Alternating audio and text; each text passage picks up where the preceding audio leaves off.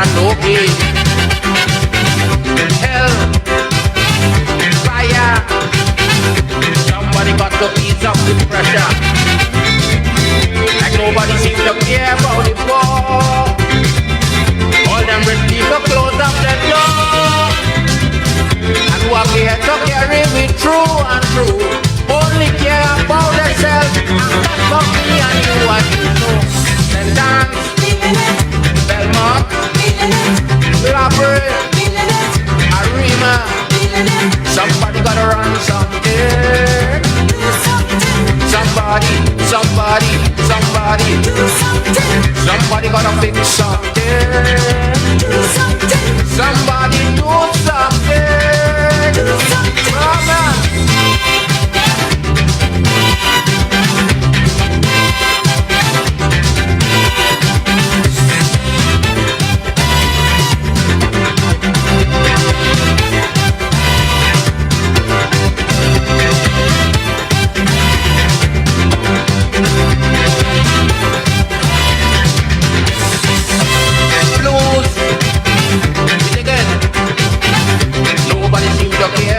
Suffering, heartaches, we get it.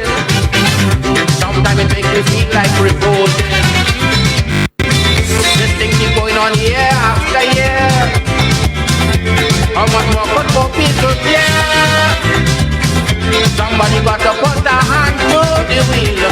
But who don't care in the long run going to feel. Rio Claro, Enterprise, Sandy Grande, Sando. Somebody, somebody, somebody, somebody, somebody, somebody. They could be white, yellow, or black. Me ain't having no problem with that.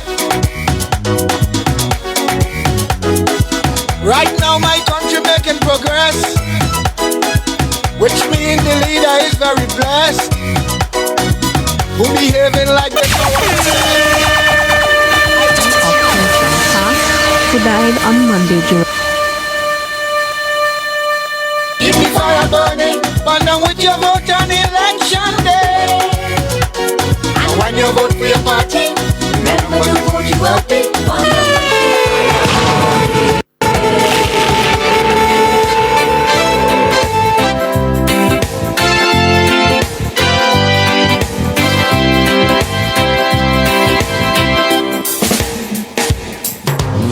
all our comrades and friends through a storm in St. Vincent and the Grenadines and the Caribbean and the world over, up high, North America and Europe, and Britain, Africa and Asia, our brothers and sisters in India, all over to the Far East, our students in Taiwan, our students in Cuba, over stone.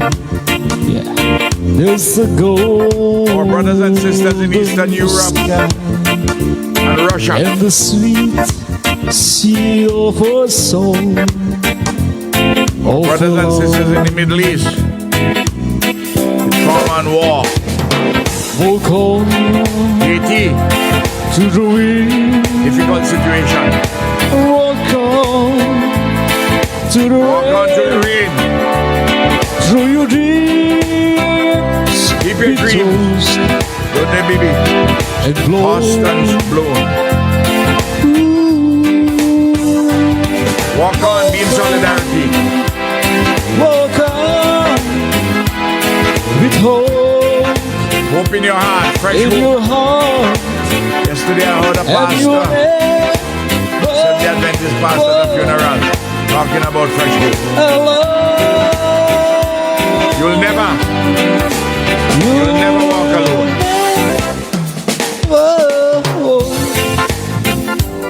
Alone.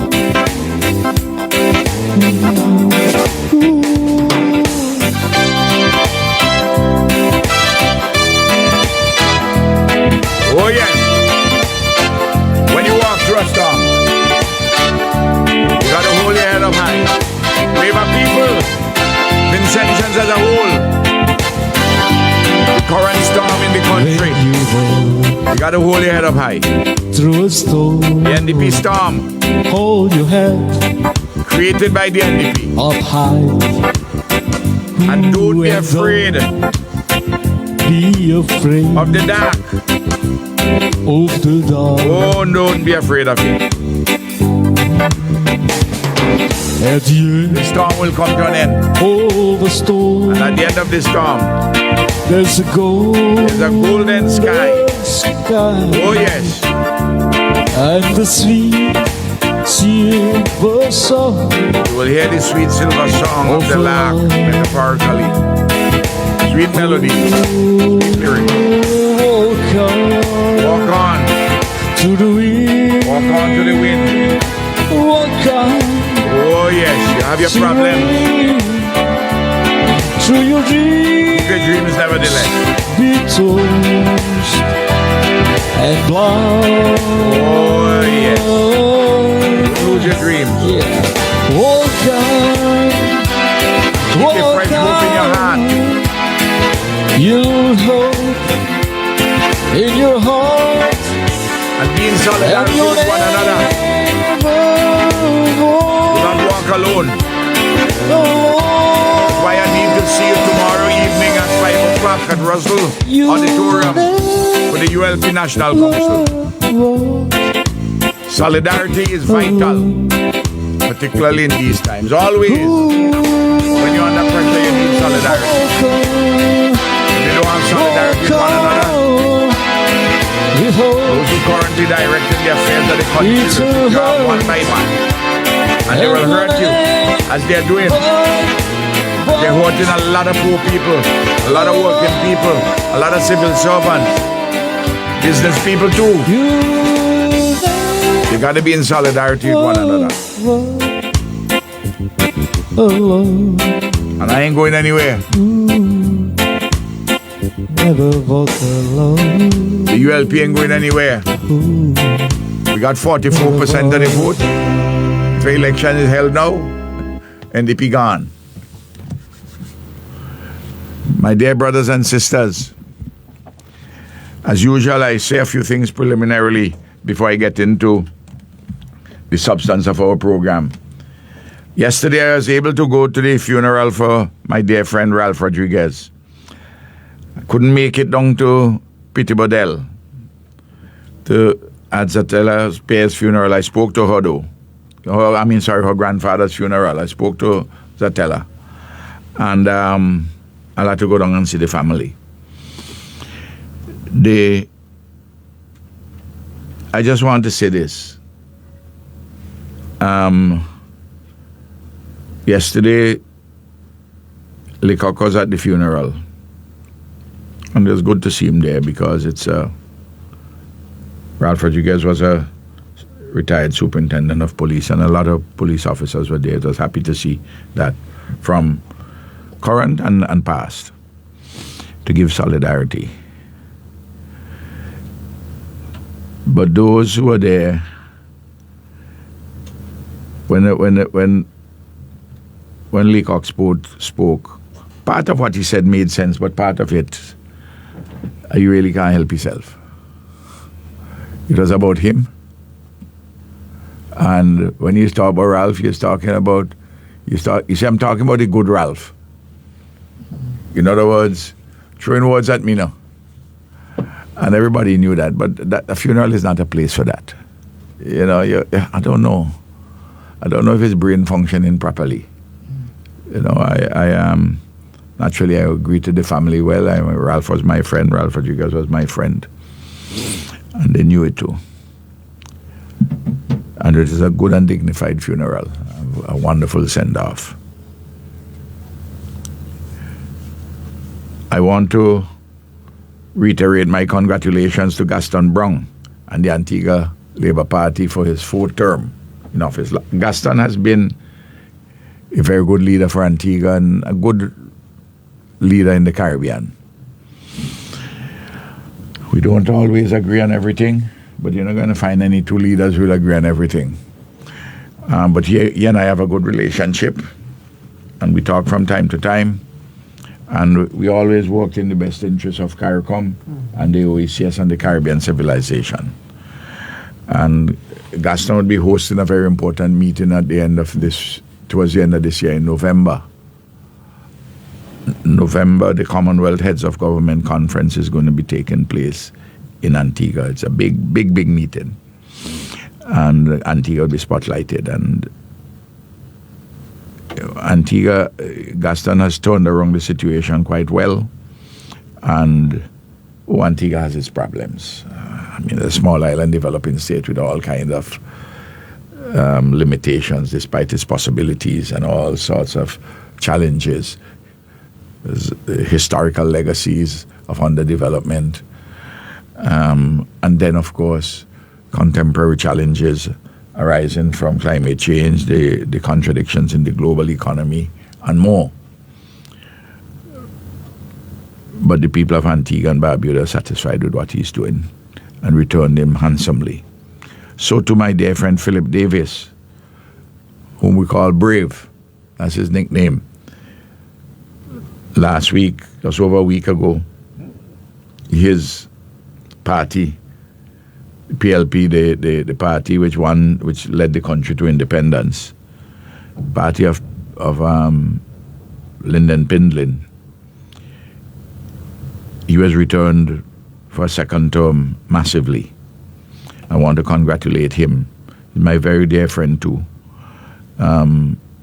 We work together quite well. I've been invited to attend the opening of the Parliament on Wednesday, the 20th of May, 10 o'clock in the morning, but I had to decline the invitation. I'll go some other time to see my brothers and sisters there. But I wouldn't be able to get in time because tomorrow evening, I have the National Council, and there's no way I can get to the Bahamas from St. Vincent for opening at 10 o'clock now for Parliament on Wednesday, because I had to leave here, I had to go to Miami, and then to the Bahamas. Can't get there in time, and the National Council is vital.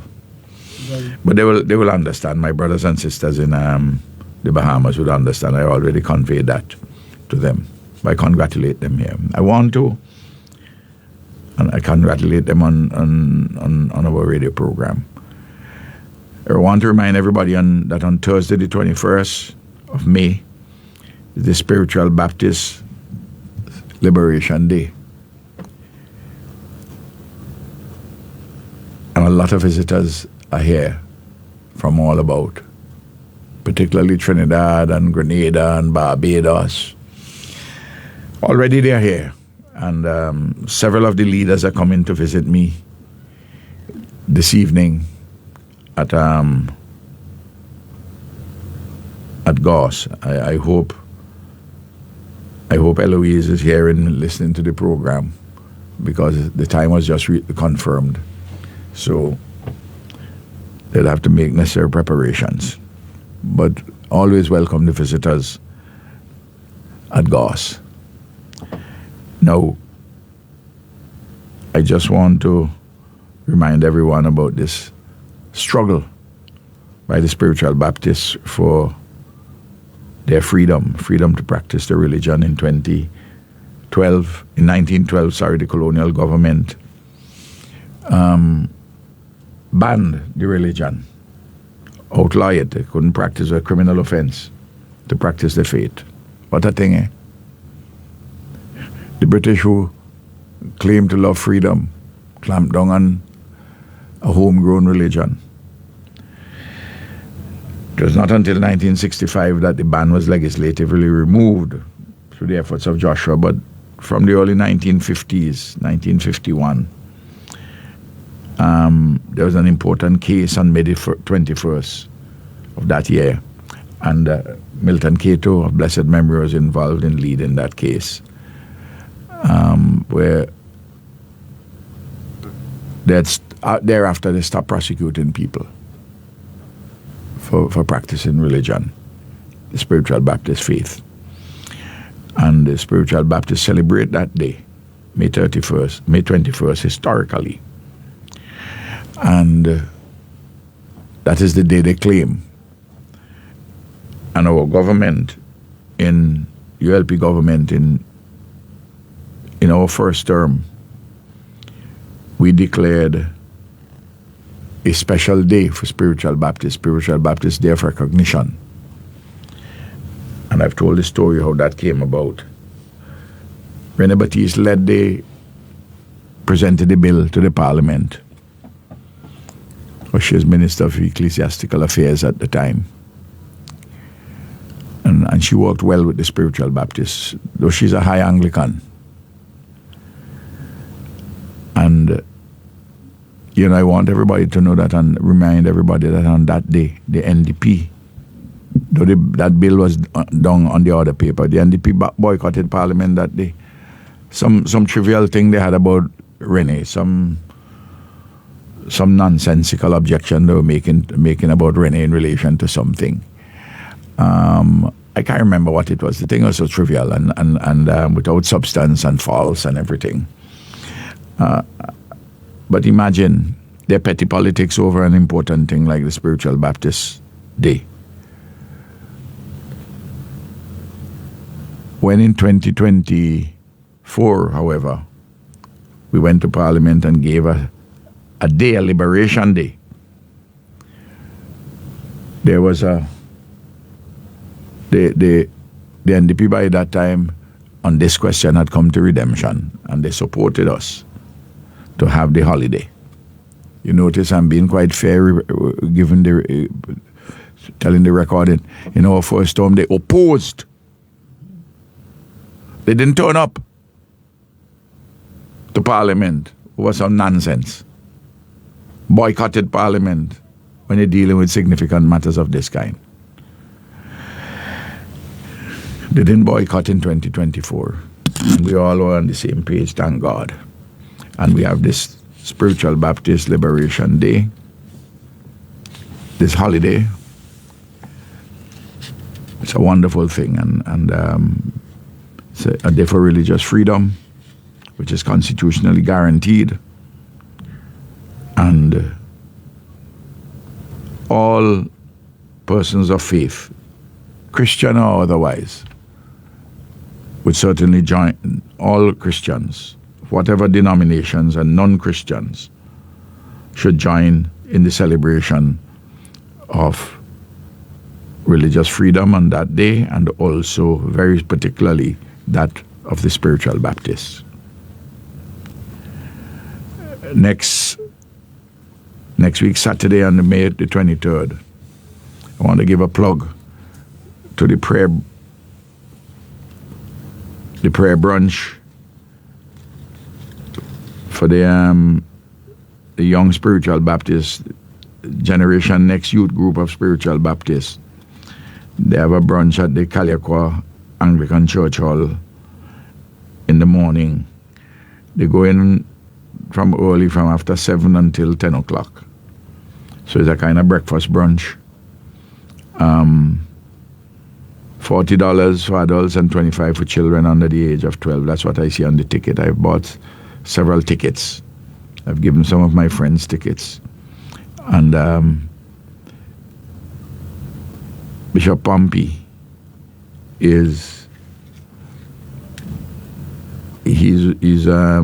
Ulrich out of Mespo, Richland Park, is one of the leaders, along with several distinguished other young persons that come to Goss and had a session of prayer and worship with me on one Sunday a couple of months ago, and I'm very supportive of them, and I encourage people to support them. May the 23rd, Saturday, May the 23rd. You know, Bling, I've been having so many visits at Goss from people all over the country. People taking taxi from far. And near, but from far, to come see me. On Mondays and Wednesdays, a number of persons will come to see me, and it's good if they call and make appointments either by the office, the party office, or through my phone. Everybody has my phone number. They want to see me about this or that. But they also come out to Gauss. Not only people from my constituency, but from all about. Of course, it's easy to take the bus because you just have to. You come off at the first turn in on the left after the Connery long stretch. You see a road coming inside. That is up in that road I live. I'm the only person who live up there in the bush. So it ain't a long walk from the road to come up by me. It's a leisurely walk. It take you about, 10, 15 minutes.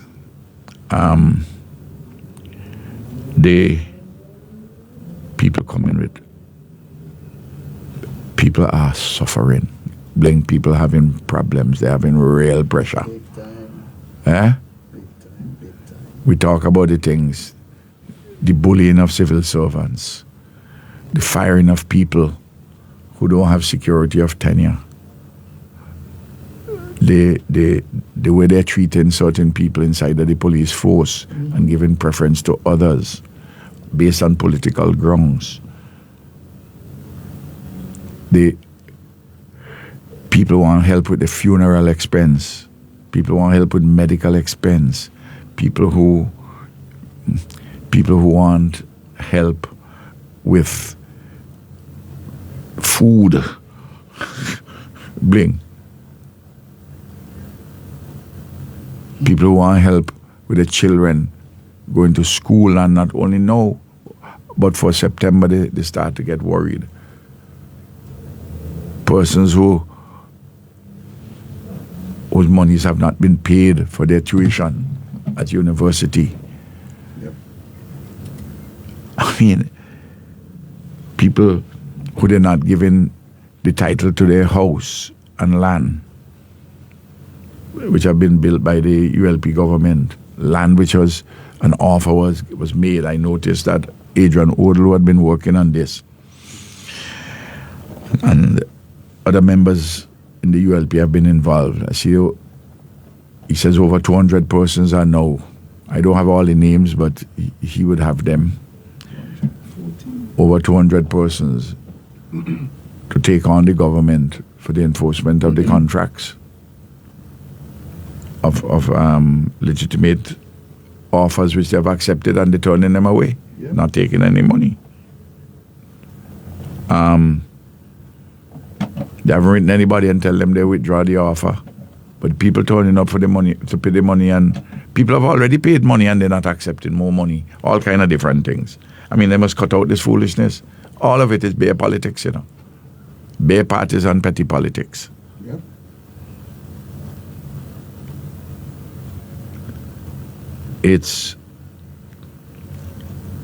The pressure is too hard on people. Too hard, Bling. There are people who come to me and tell me, but for the grace of God, they don't know how they're surviving. As I always said, God don't give more than you could bear, but some of it, what people are bearing, it's so painful. And there are some public servants, the line which they run in,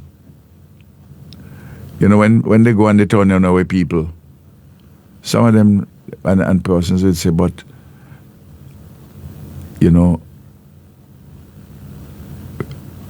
social welfare or mobilization, it was called before, social development always help people with these things. And one standard answer people tell me all the time, they're saying, is that Santa Claus not in power anymore. Meaning me now. Yep. I don't know, since helping the poor and the working people and those who are disadvantaged in one way or the other, who have particular problems which have emerged. What is government about if not trying to help people? You can't close your heart and mind from people. And the politicians, the ruling politicians are hiding from people now, Yep. They're hiding. What they're doing, from time to time, they'll go out and have a session on this or that. But when they go to talk about one subject and people gather, people want to talk about other things, people want to talk about the suffering. And they're finding it very difficult to take. They go with one set of subjects to talk about, but people want to talk about something else. People are falling for all kind of a circus things. And there's a lot of circus going on. Circus activities. Plenty empty talk. People ain't interested in any of that. The only people who are interested in that are some psychophants, some who eat enough food or believe they're going to get opportunity to eat a food, and they decide for the time being to trot out spurious, empty NDP propaganda. And we'll talk about some of that today.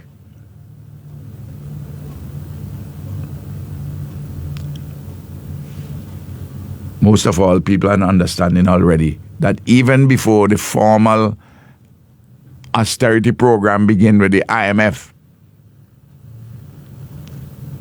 which, as I've said before, austerity is a wrong and dangerous idea at any time for St. Vincent and the Grenadines, countries like ours. In fact, it's a wrong and dangerous idea anywhere. But it is particularly so for countries like ours. And then you want to have austerity at a time when you're having a global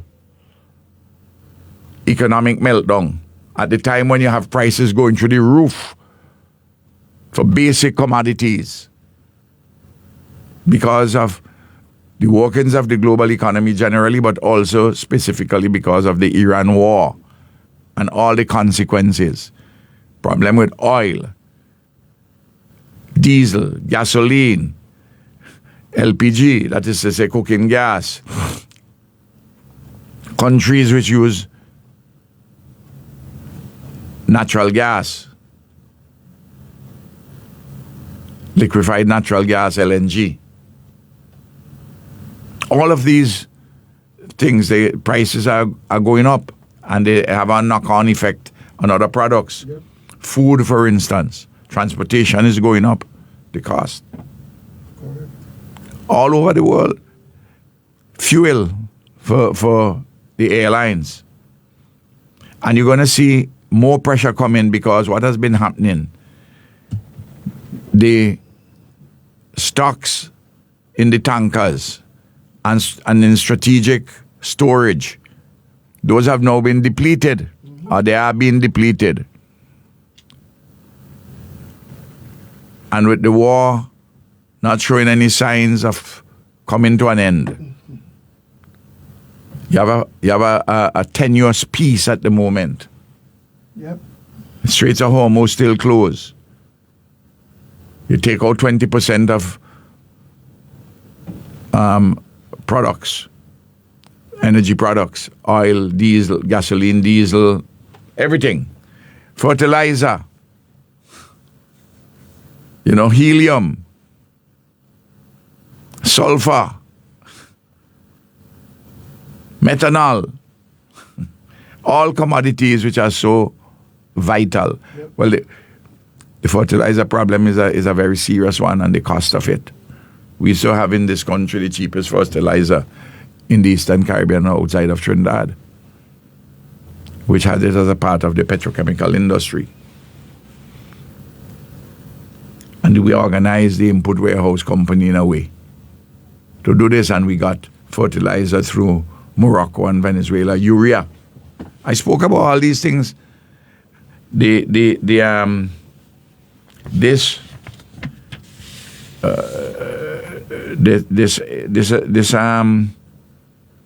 entity, what you call it, the cost of living task force which they set up. in moving at a snail's pace. They got the first meeting sometime. They had the first meeting. They're going to meet.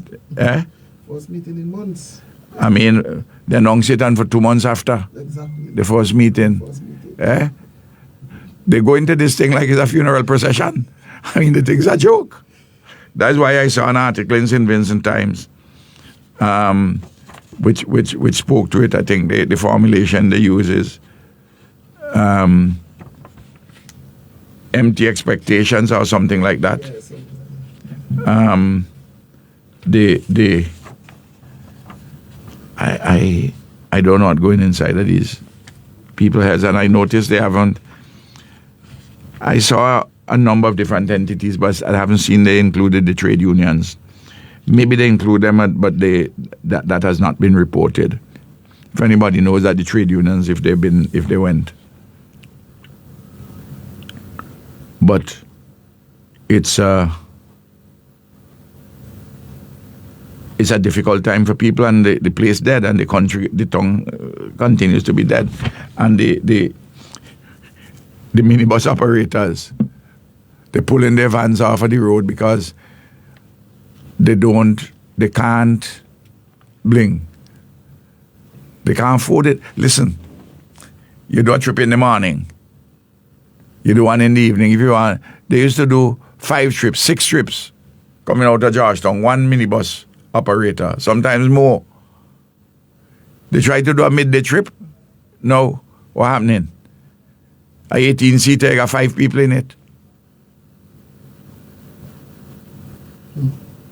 So what had to happen? People are taking a lot. You know, you have a lot of no taxis about. A lot of them got duty-free concessions from the ULP government through the Ministry of Tourism now. Get real help. Actually, those concessions, the NDP said they're going to cut them out. They said so. They said they're going to cut them out. Well, that was the announcement, you know, there are too many concessions, and those concessions like those that will go by the board.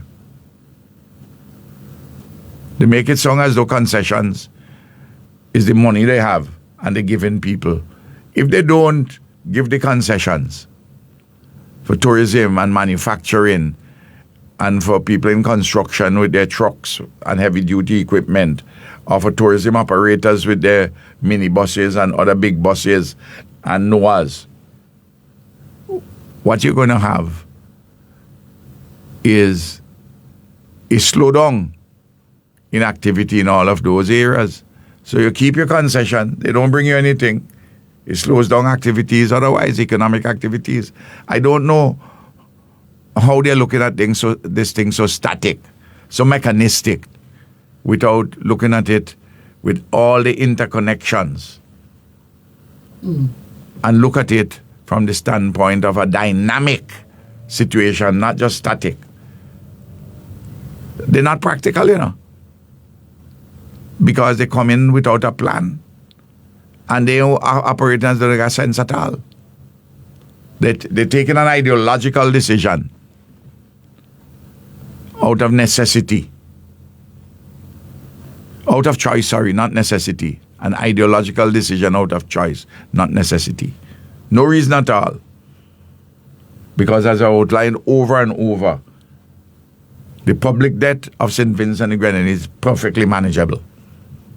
And we have been managing it. If they can't manage it, come out of government. But this thing they want to do is to be austere, to bring in austerity, cut back expenditure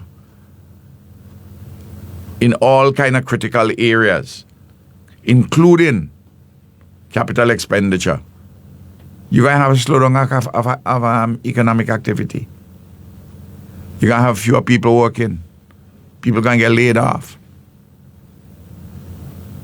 No.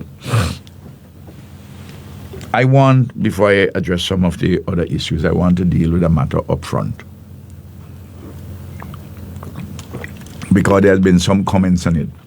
I've dealt with it before, but I want to deal with it more fully. It concerns the High Flyers restaurant out at AIA. owned by Eloise.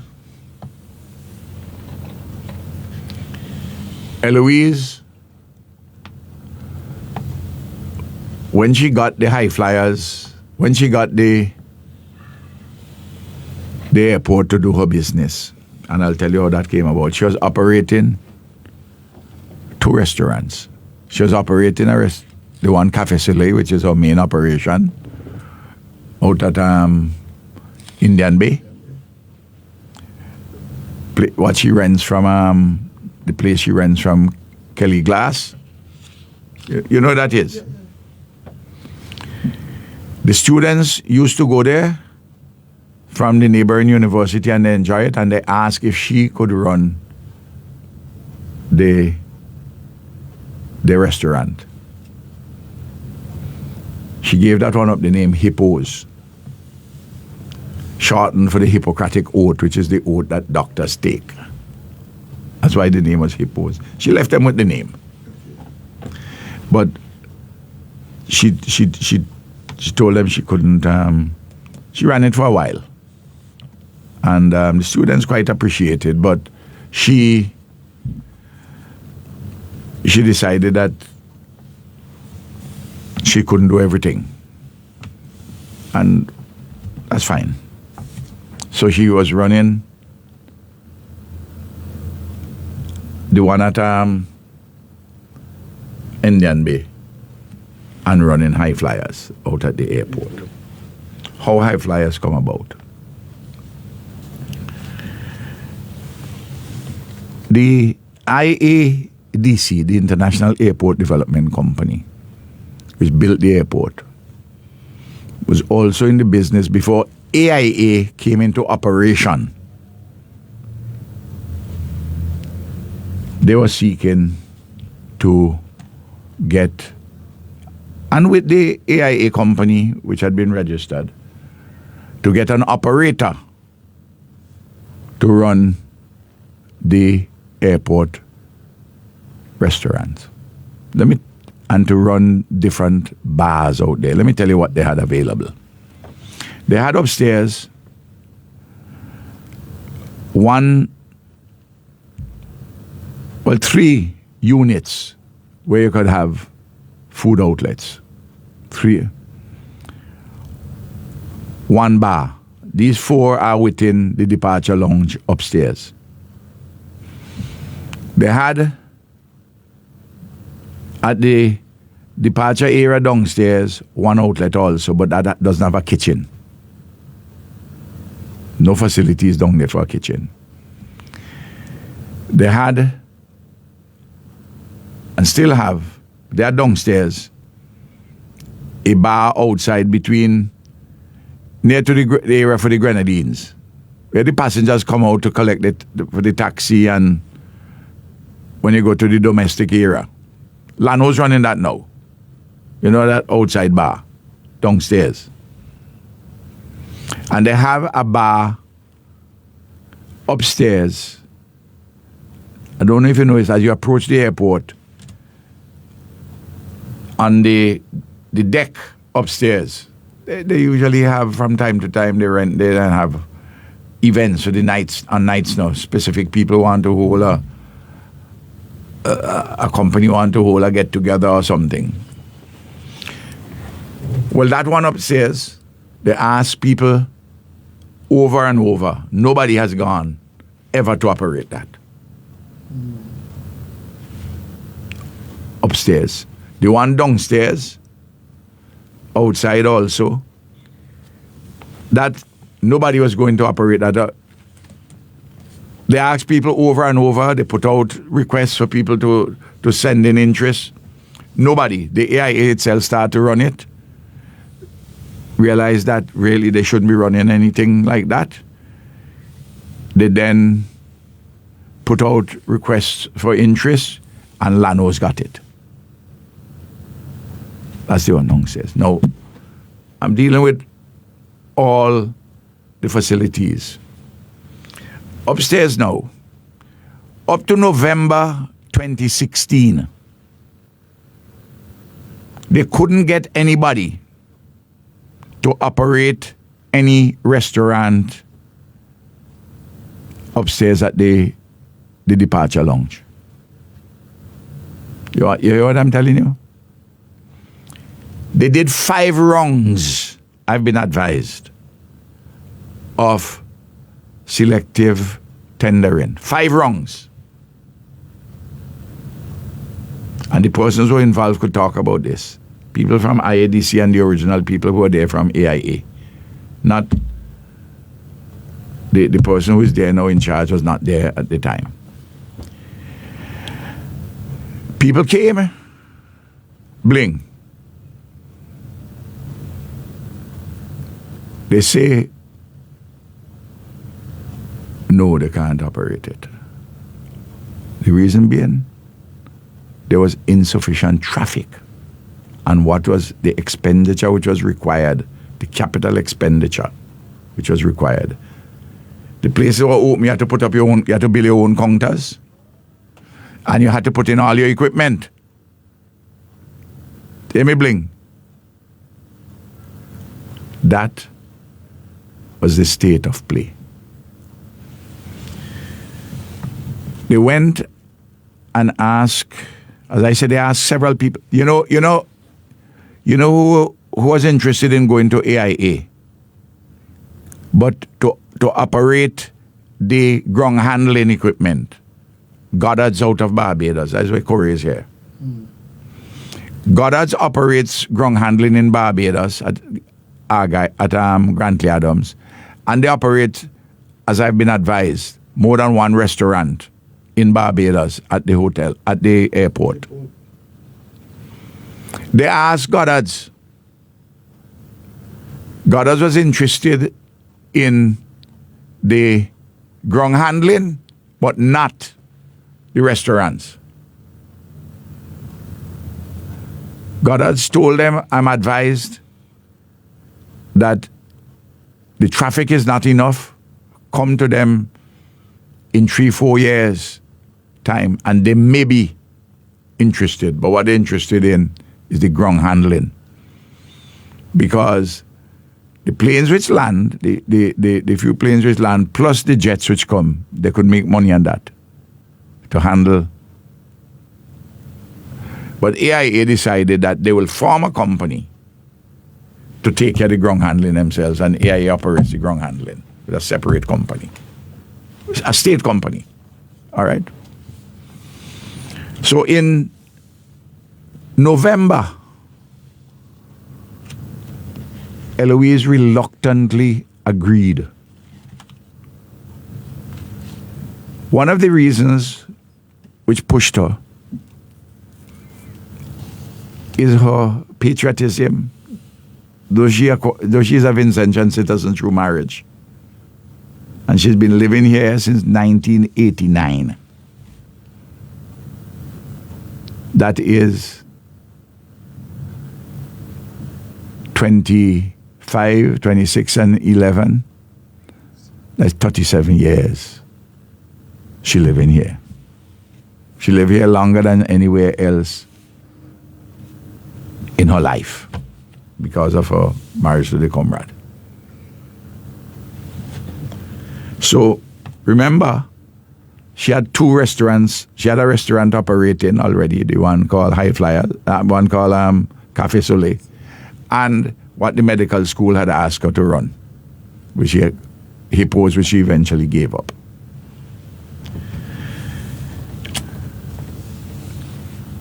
She had to work very quickly. She got Basil to help advise her. She got Camille Crichton to help her. And if they were interested, to have them involved in the investment.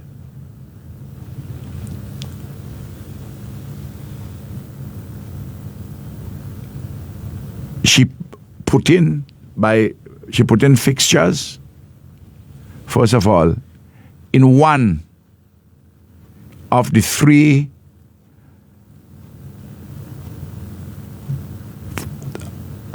slots upstairs, They're near to one another. You know where they are? Yep. One, You know what I'm telling you, Bling? One. And then they ask her if she can do the one downstairs. She was also reluctant to do that. But because that doesn't have any kitchen, they say, well, listen, if you have a kitchen upstairs, you can bring the food down. Whatever you want to sell downstairs, which you prepare upstairs, you can bring it down through the goods elevator. She agreed. But that facility downstairs hardly has any traffic. It has never made any money. But you had to put in equipment. You had to put in the counters. The equipment which she put in and the fixtures, her investment was huge, running into several hundreds of thousands of dollars. Liat had indicated to the airport authorities that if they didn't have a restaurant operating on the day when they are ready to, when the airport is opening in February, they would not be able to land because you have to have a restaurant. Equipment for that, because it was so late that they asked her, after everybody else said no. People went there, said no. She put in her money. Bling, at the time, you didn't have much international. Remember, it's a little while after the airport opened that you had American coming once a week. Remember that? The main thing was still Liat. Remember Canada, Air Canada started to come once a week, but only seasonal. That's why nobody wanted to take it up, It didn't have the traffic for the investment. But she put it in. Her other restaurants had to be subsidizing it. She had to equip the place. She had to even bring in things, airlift, bits and pieces of equipment and so on. And she bought good things.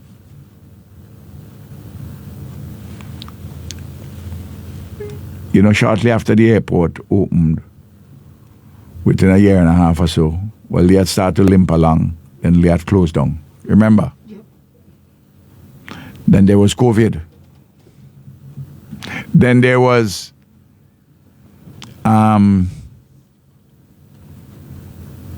So free. Then you have burial. COVID was terrible. She never laid off people. Volcano. Burial.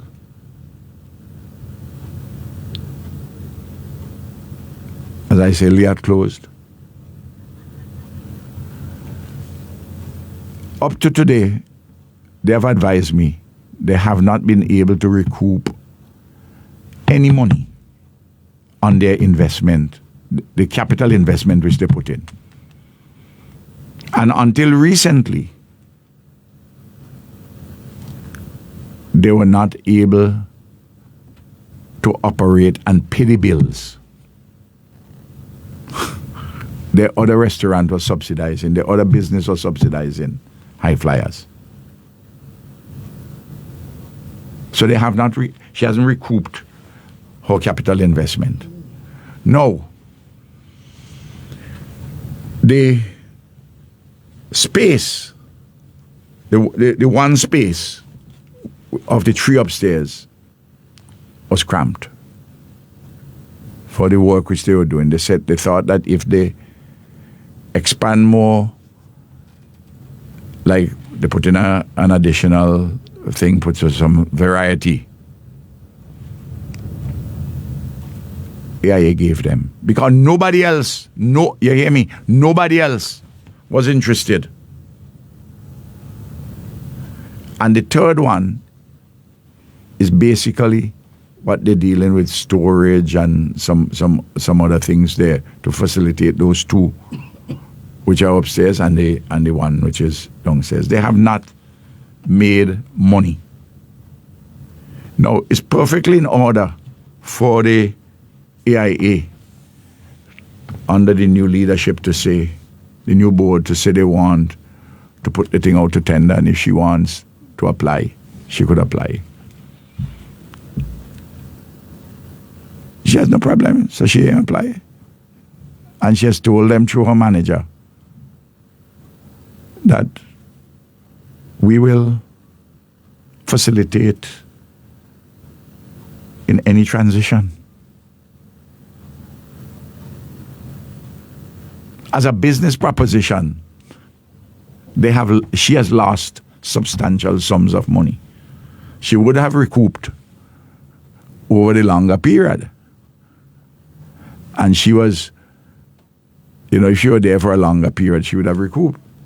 But they want to have other persons know to see if they can run the business. That's fine with her. But understand this. And she has told them that the people who already last week, 2 or 3, I've been advised, 2 or 3 persons were interested in the now open tender have gone. And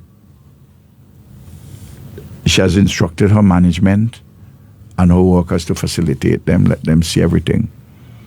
But understand this, all the counters which are there, all those fixtures were put in by Eloise, all equipment inside there, none of it belong to AIA, all of it is for Eloise, all of it. A person coming there now has either to buy her equipment, pay her for her fixtures, or AIA can do that and then lease them to the people who coming in. Is that what I mean, Bling? Or they move out what belongs to them. But if you're moving out what belongs to them, you will have to do it in an orderly manner. If you move everything, there wouldn't be any restaurant there. So you might have to move it 1, then 2, then 3. The one downstairs, they can move at any time. Who wants to go there? But if they want them to move everything one time, they can do it. But if they do that, they will have a difficulty having a transition. But despite the way in which they went about this, I'm talking the authorities, the new authorities. You know Louise already, and you know me, if you seek my advice, is 100% to cooperate with the transition. 100%. But she has her property there. And she has to either move her property or the AIA pays for it. I mean, the equipment would have value, so to the counters. So, because the equipment costs money. And since then, they've had to replace things, I was talking about the initial investment. As a business proposition, she has lost her shirt in this thing. And there's no sweat off of her nose. She went, not out of any desire to do business there, but the authorities then went to her. I'm talking at the airport. And when everybody, and people out there will know that, people out there who came and saw the place and saw what investment they'd have to put in. You know, there are people who believe that the equipment which is there is the airport equipment. No. They believe that all the counters, all the fixtures they belong is the airport. No. All those things were put in by her.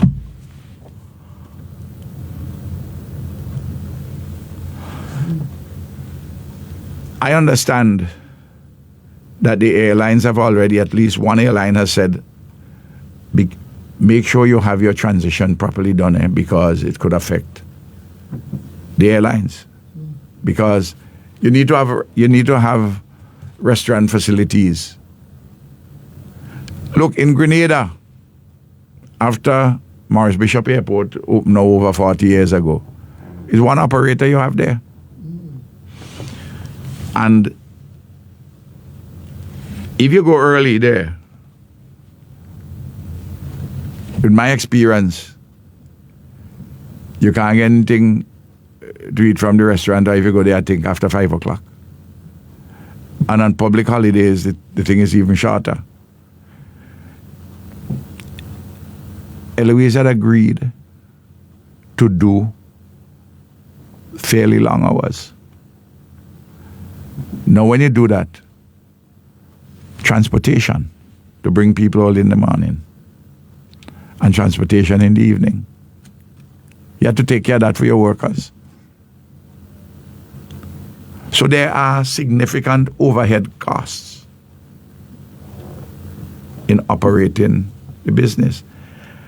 And the story which is told that how high flyers owe rent, that's not true. I've been advised that to the contrary.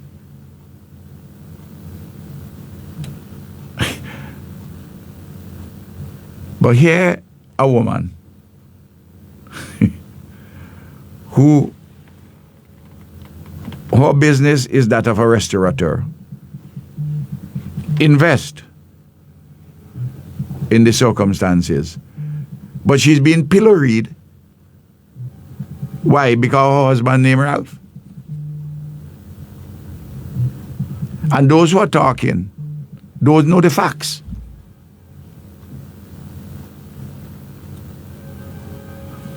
You can't go bling and cook outside and bring food inside of the place. So, you know, that's my understanding. My understanding, the airlines want to see where the food is prepared, that everything is in order, meet certain standards, because they're concerned about their passengers. And all the airlines that fly in would be interested in knowing that there is a facility which is there. Look, Eloise did free work for the two lounges, the two VIP lounges. They're beautifully decorated. She didn't charge 1 single cent for giving her. She's a professional interior designer. She's paid to do that work. Several persons paid her to do interior design work here and overseas. She did all that free. Recently, and the airport could tell you this too, you see the lounges the airport operating now, for passengers who want to pay a fee to go, which was open not too long before the last general elections. She also did the decorations. She also did the interior decor. Free. Her professional skills.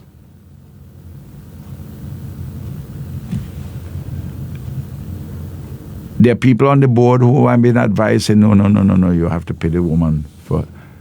She said, no, I do not want any money. she was involved along with other people, including Moulton, the architect, in providing input there was a committee. There was several persons on that committee who give advice about the aesthetics for the development of with the airport, the design and everything. Of course, the design was done by a firm knowing about airport design, but I'm talking about aesthetic things. And to be abused verbally by people who don't know anything about any of this. And more particularly, which I spoke about, which I'm speaking now, in a lot more detail than I've done hitherto. And she has lost significant sums of money. She has not yet recouped her investment, which she put in. She now barely breaking even on operations. And as more hotel rooms come and more flights come, with more people there, also I've been advised that for the workers at the AIA, and some of them eat there, some don't eat there, some bring their own food, that's it, or have a food catered, that's their choice. But they give them, they provide lunches for airport staff at cost, with no profit, at cost. So, and she has, everybody knows her as a calm and gentle person. She has absolutely no bitterness on this matter, none whatsoever. And she is prepared to cooperate 100% with the transition. But of course, she has her equipment there and her fixtures. She has to move them, or somebody has to pay for them. It's a simple thing because those belong to her. I don't know, Bling, if I could have make anything clearer than how I'm talking it there. And despite the fact that she had lost money herself, if you ask her today that if what has happened with the outcome, she will tell you she would have done it all over, because she could not stand by and see an airport which her husband spent so much time in bringing to St. Vincent and the Grenadines and building it, that it couldn't open to receive airlines because you didn't have anybody to operate the restaurants, and she's a restaurateur. So she considered it a duty and all the things as a contribution towards this.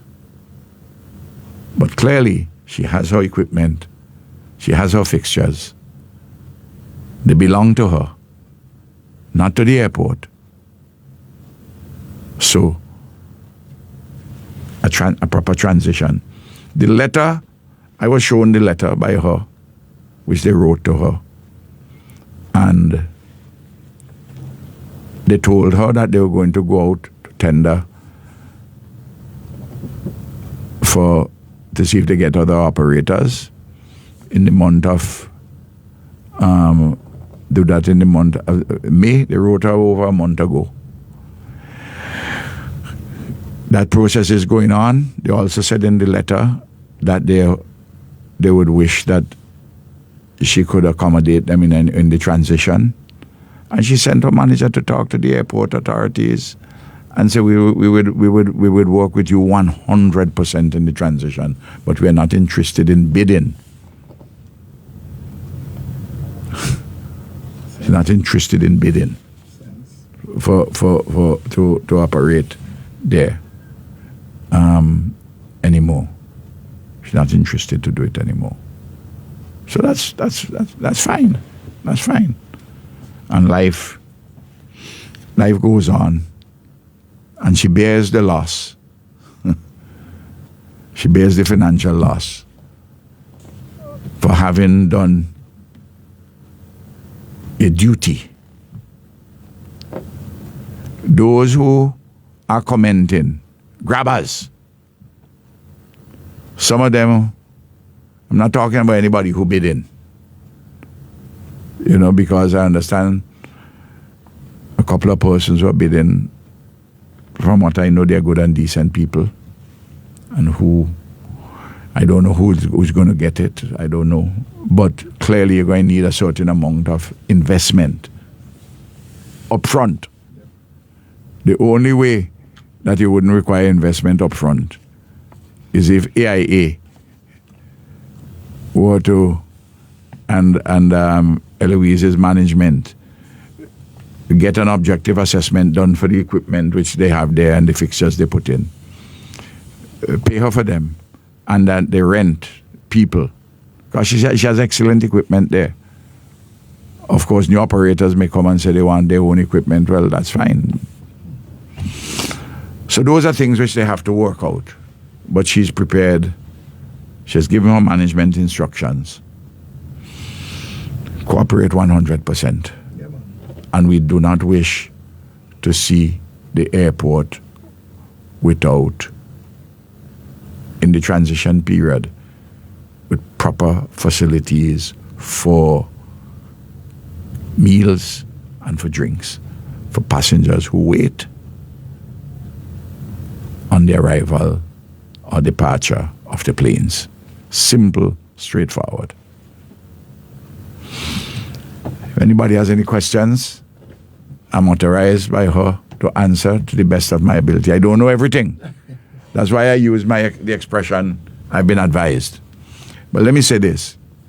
Ralph, as Prime Minister, I was not involved in asking her. The relevant authorities out there asked her, and she asked my opinion. I said, well, if you're the last resort, try and help. And this is what she did. Now, I want to talk about a national facility which is in my constituency, which is in Georgetown, in North Central. The Modern Medical and Diagnostic Center. I'll express my concern first. I'm very worried that there is a plan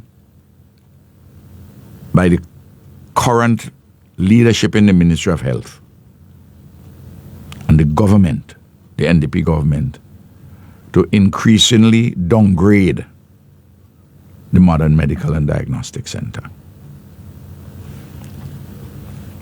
I want to find out when the surgical facilities are going to return.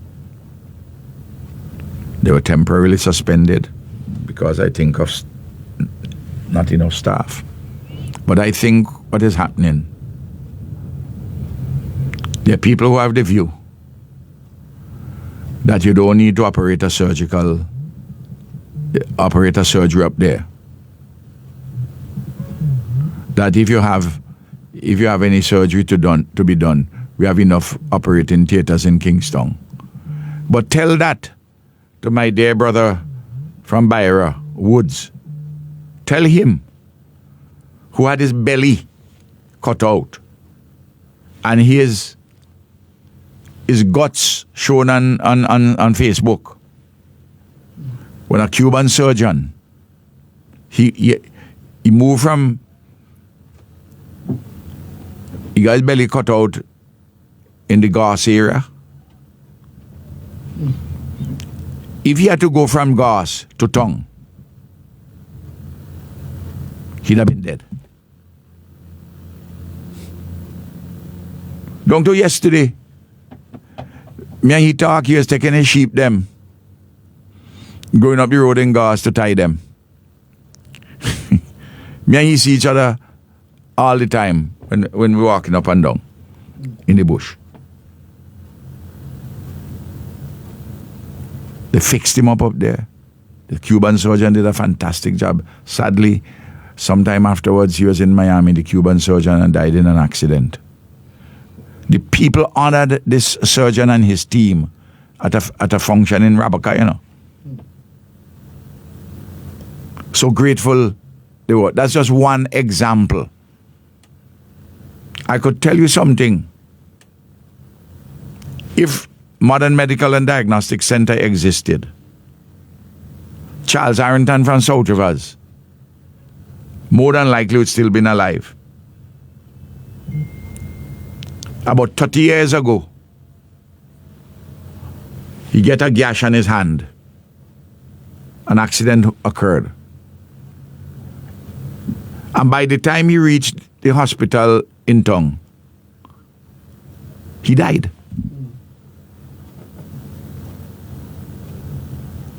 If he had to leave South Rivers to go to Modern Medical, they'd have saved his life. You see the point I'm making, Bling?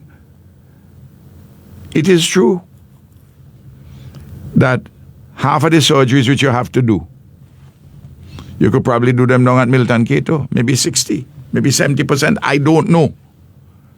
But why would you want to downgrade it, particularly the area of the surgeries? I can understand, Bling, that you want to have additional facilities, and we did that for dialysis, given the hemodialysis, given the numbers who require that particular treatment in the country. By the way, before that, there was no such treatment in any public facility in St. Vincent and the Grenadines. Must be nearly 100 they have up there now, patients. That's why they had to divert some at the Evesham facility. Of course, the hospital at Annisvale, which is being built, that would also have hemodialysis facilities. Bling, a man from my constituency came to see me yesterday. A man with a disability. He said he goes and he takes tests, among other things, for his kidneys annually. It's a series of different tests. He doesn't know the names of the tests, so I can't tell you the names. He said that he went, they had some tests, and they told him this other test. He said, which he did more than one time at Modern Medical, free. Just last week, when he went there, they tell him no, he had to go to a particular private person, a private facility, where he had to pay $120 for the test. So when I see these things happen, and I know that the NDP badmouth Modern Medical from the beginning. Remember they said it shouldn't be built there. If you're building it, you should build it in Tongue. Remember the ridiculous arguments? People from Beckway, where would they go to? Well, where they went for hemodialysis. And when they went for endoscopies and colonoscopies, you know they went? Barbados. Huh?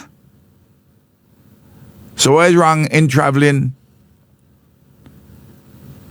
50 minutes from Kingston to Georgetown?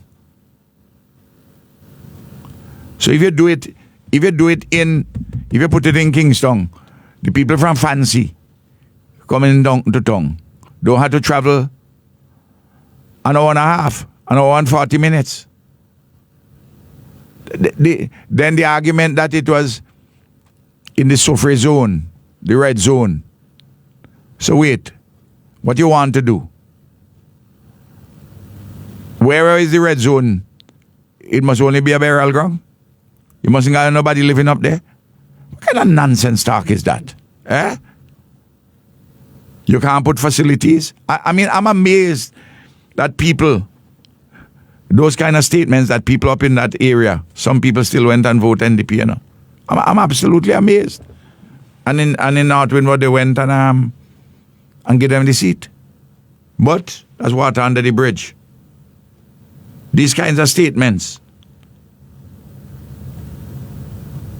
Just like how they opposed the Rabica Bridge. They opposed the building of the modern medical and diagnostic center. So because of that, Bling, and I get these things that they're trying to, bit by bit now, denude it of certain functions. I have to sound the warning. The policy of the ULP government was to have, Bling, 3 major hospital facilities on the mainland. The acute referral, the acute care hospital out at Arnesville, which we're building.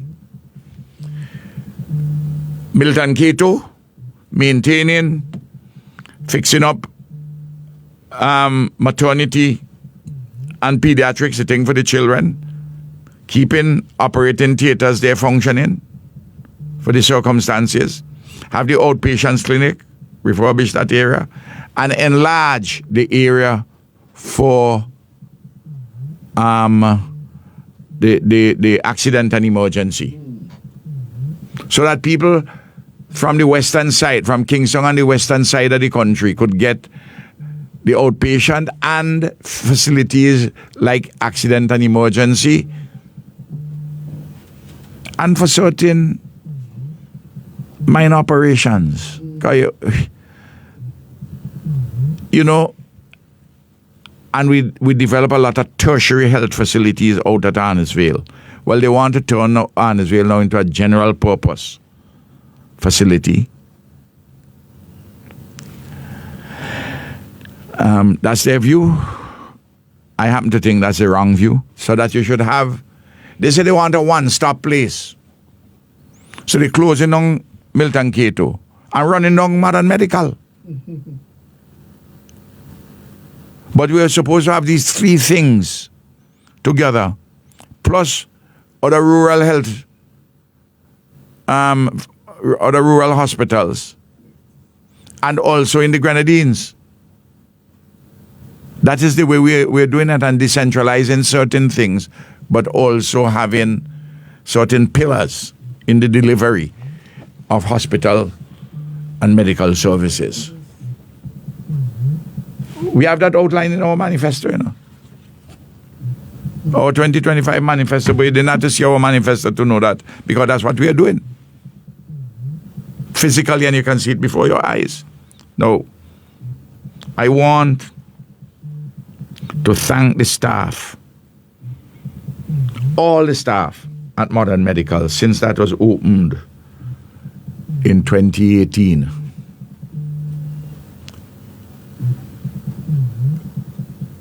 Bling, Modern Medical doesn't have some of the legacy issues as you have down at the hospital in Kingston and Milton Cato. Doesn't have some of the legacy questions. Somebody keep ringing my phone. They don't have to ring it. I'm on air. I keep it on just in case there is some urgent message now.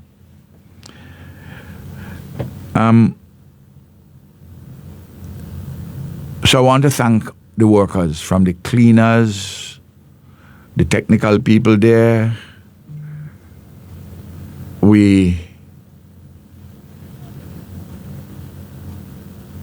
To the nurses, the nursing aides, the nursing assistants, the pharmacists, the doctors. Most of them are Cubans. The technical people in the X-ray department, in oncology, in the cancer area, doing chemotherapy, which is a center for chemotherapy. Next thing you know, they go on to cut that down rather than enhance it. And the MRI facility, which is the only state MRI facility in the country. And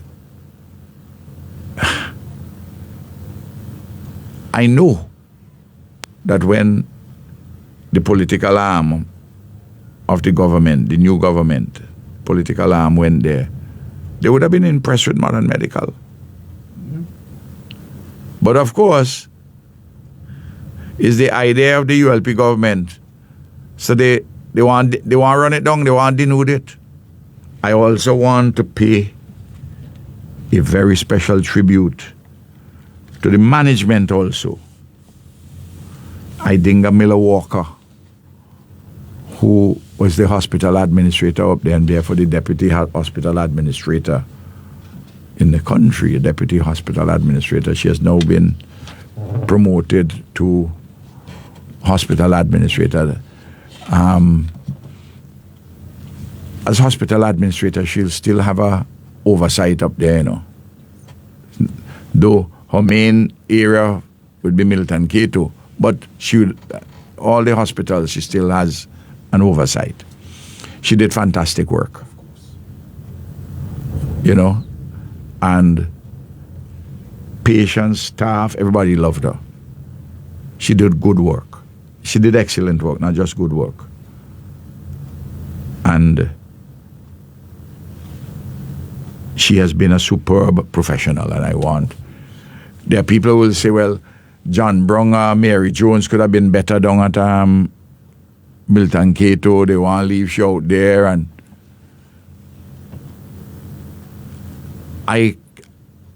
on the basis of what I've observed with her and my interactions with her, she has done excellent work, and that is the report from everybody. Now, Bling, I want the people out in Georgetown and in the surrounding areas, and therefore also up in Monbentik. My idea, the GLAD strategic plan in Georgetown is this. And people, if you don't have a vision, let me tell you the vision. Georgetown was once sugar city. Monbentik Distillery was the focal point. That is the area producing sugar, molasses, and rum. That was closed in 1962. Bananas held sway, and then we saw the collapse of the preferential market for bananas throughout the whole of the Caribbean. The rest of the Windward Islands, Jamaica, Belize, we saw that. And before we came to office, people were moving out of Georgetown, and Georgetown was dying.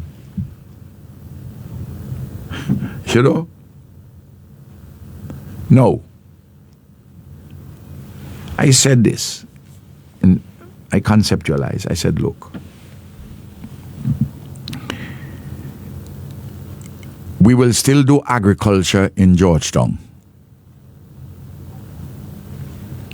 But the agriculture is no longer agriculture of the past. A mass crop like sugar, or indeed our root nearby, and bananas, mass cultivation, that you need to have. To be sure, you still have bananas, but you need for your local market, but you needed to have other fruits and vegetables. And over in Monbentik, for instance, you have a brethren doing greenhouses. A farmer of real consequence in Georgetown up Chile. He, his son, I'm talking about Claude Gomes, there are others. So agriculture still remains important, but agriculture of a different kind. Cocoa came in, and when you talk about Georgetown, you have to talk about the whole conurbation. We see the cocoa company up in Chile, Dixon. Well, Valley Dixon.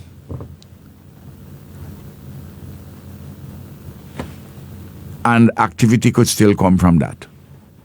But I say we have to make Georgetown a hub for a range of services, Bling. What are these services? Health and wellness and sports. Education. Financial services. Small business expansions in delivering a number of other services in addition to supermarket and grocery, which would come naturally as people expand. And that's what we set about to do, and that is, let me tell you what we have achieved there. First of all, there is no country in the Caribbean, in a rural area, where you have health and wellness facilities like you have in Georgetown. We built a clinic, a 24-hour clinic,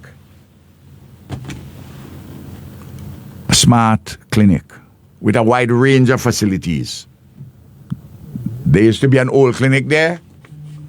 That old clinic went away. We had to break it down and build something brand new and larger. There was a hospital in Georgetown.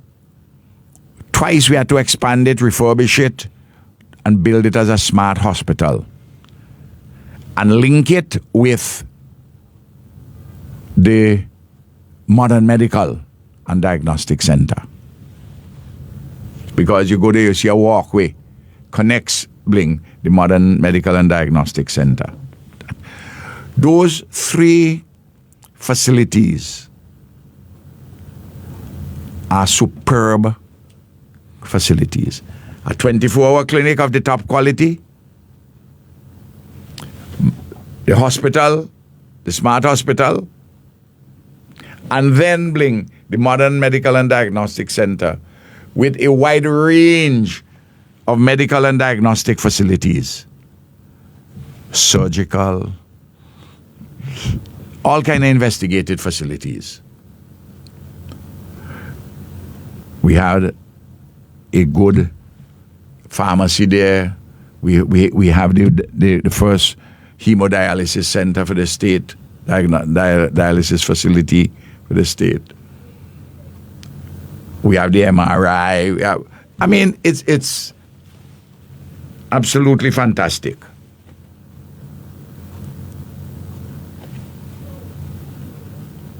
There is nowhere, I repeat, anywhere in the English-speaking Caribbean, in a rural area, that you have such facilities.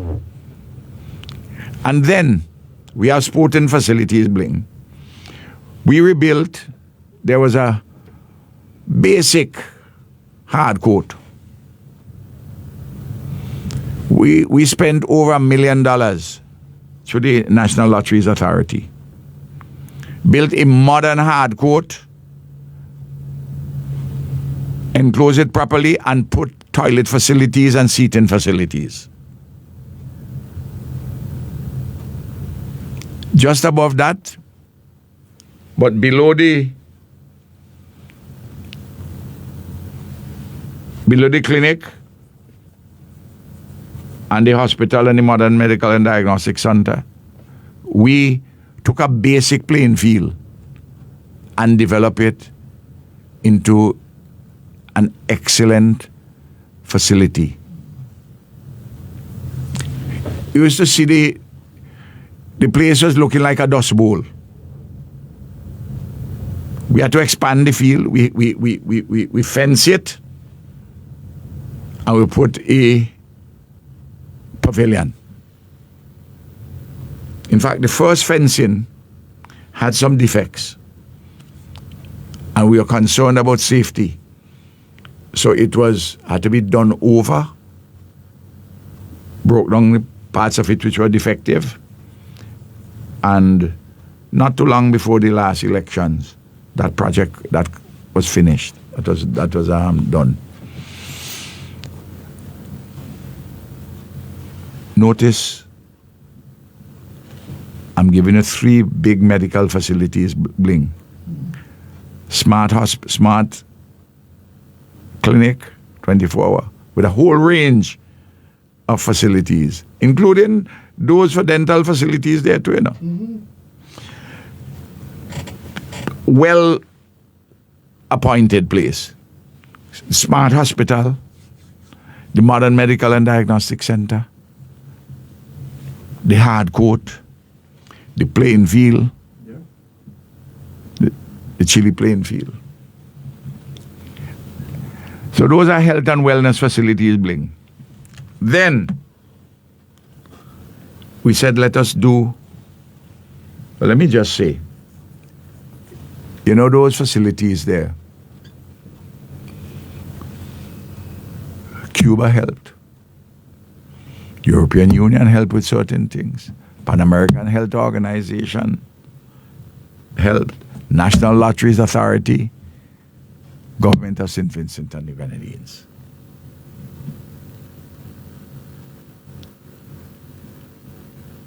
So we had to bring Georgetown alive with services. So that's health, wellness, and sports. Educational. We rebuilt the Georgetown Primary School. Georgetown Government Primary School, which is, Bling, is among the best performers in CPEA. Used to be among the best performers in Common Entrance, among the best performers in CPEA. I'm close to the school. I'm close to all the schools in my constituency. We further developed the Georgetown Secondary School. We advanced very much further the technical center which they have there. It was upgraded as a technical institute. It's the Georgetown Technical Institute. Bling, you know, I left their staff of 16 with a wide range of courses. We spent about $1 million a year on it, recurrent expenditure, upgraded equipment and so on and so forth. 97 students which were there. Most students could be accommodated there. And we encourage all the time people to go for technical education, technical and vocational education at the Technical Institute. Then, Bling, we built an early childhood center in the Methodist churchyard, gave it to the Methodists.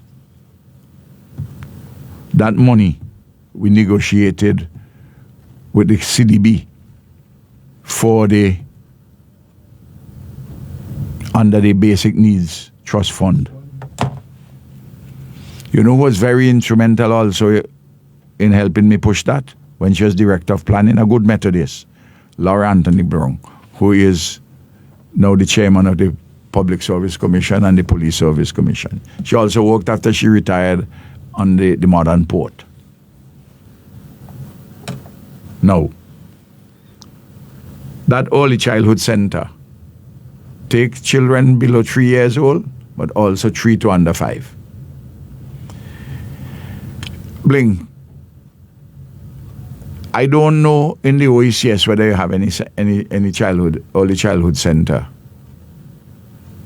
which is better appointed when it was built. I have to go there and see what happened, how they're doing now. Yeah. We bought a building and we converted it into a top-notch school for children with special needs. In Georgetown, what they had before when we came to office was an embarrassment, was a dump. I don't know how anybody could have taken a child there with special needs. Then we built a temporary wooden building as a transition, and then I bought this big building, repurpose it for, when I say me, I mean the government, the ULP government. And then, while all that is happening, we are the major shareholder in the Bank of St. Vincent. And we say, listen, you got to expand this banking services. So financial services are expanded. Bank of St. Vincent provides very good services up there.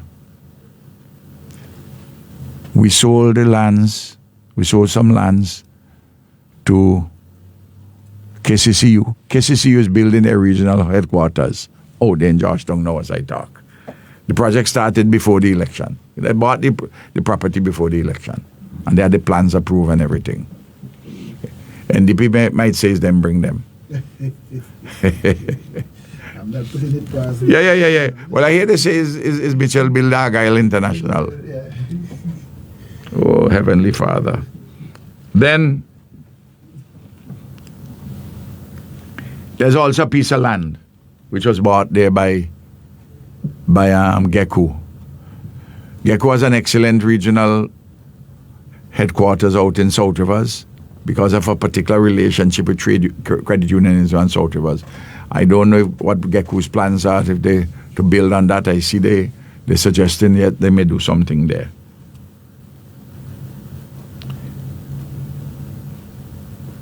So that they can have a Georgetown facility also. Then we see immense small business expansion. Supermarket outlets, grocery stores. By the way, there's a man from Connery who migrated. He's overseas. He does work in the US in non-prescription pharmaceuticals. He's very quietly. Businessmen like him from overseas were encouraged to, and they be behaving as though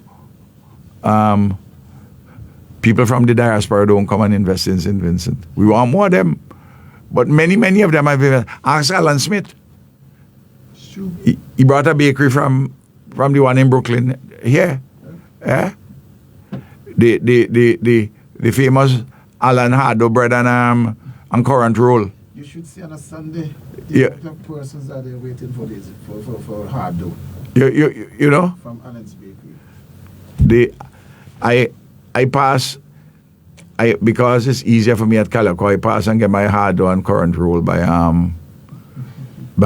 I can't from the bakery next to the police station in Calico. But let me just say, I love Alan Hardo and I love the currant roll. My favorite. But I want to say also, I find the quality from the bakers out by Calico good quality. So I'm not. But by the way, I had to call Alan about something. If you hear me, in fact, I get a message that you want to talk to me. So there's this man I'm telling you. He bought. Well, he operates business in South Central Windward, but he bought 40 footstep building, and is currently being renovated. I talked to him the other day. Expanding it. In fact, a man who working on that building, a mason. You see the young man Ethan, who I talk about who give me the mango? Yes. Ethan father working in that building there. So you have to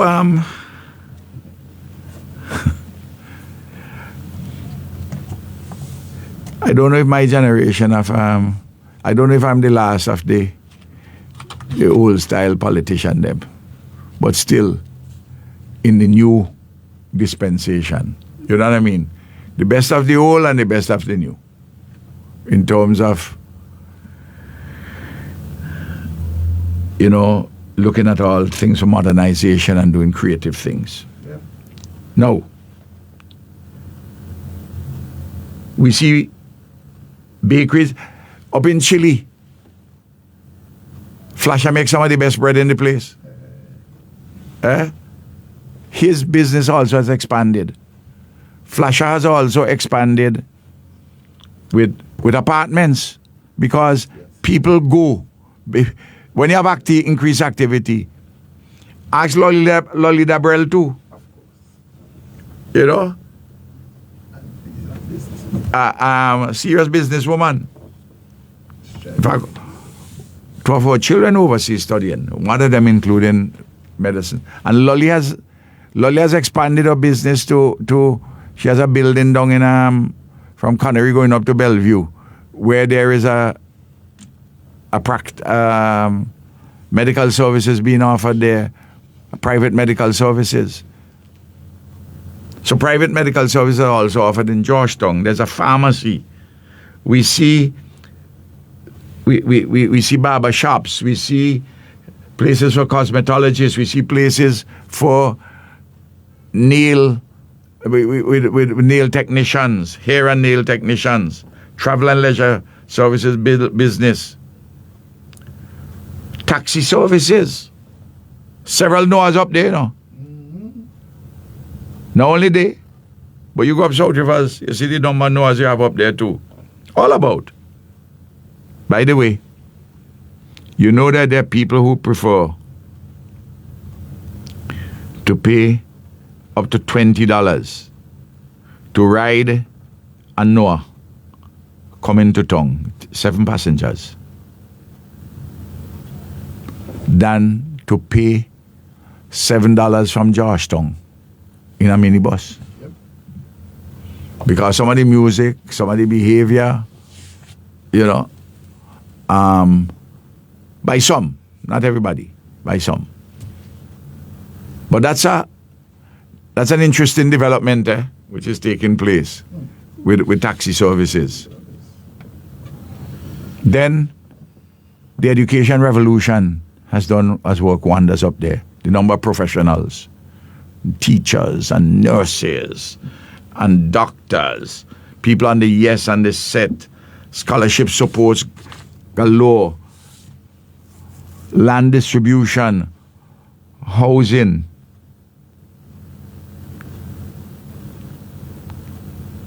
Including the housing in Caratal. Internal roads. We just finished spending $8.5 million a talking about the ULP government for internal roads to the back of Georgetown. The Caratal Bridge. The Seine River defenses both down in the Bronxtown area and the area near to where KCCU is. Or KCCU would not have gone there unless we put in the sea defenses.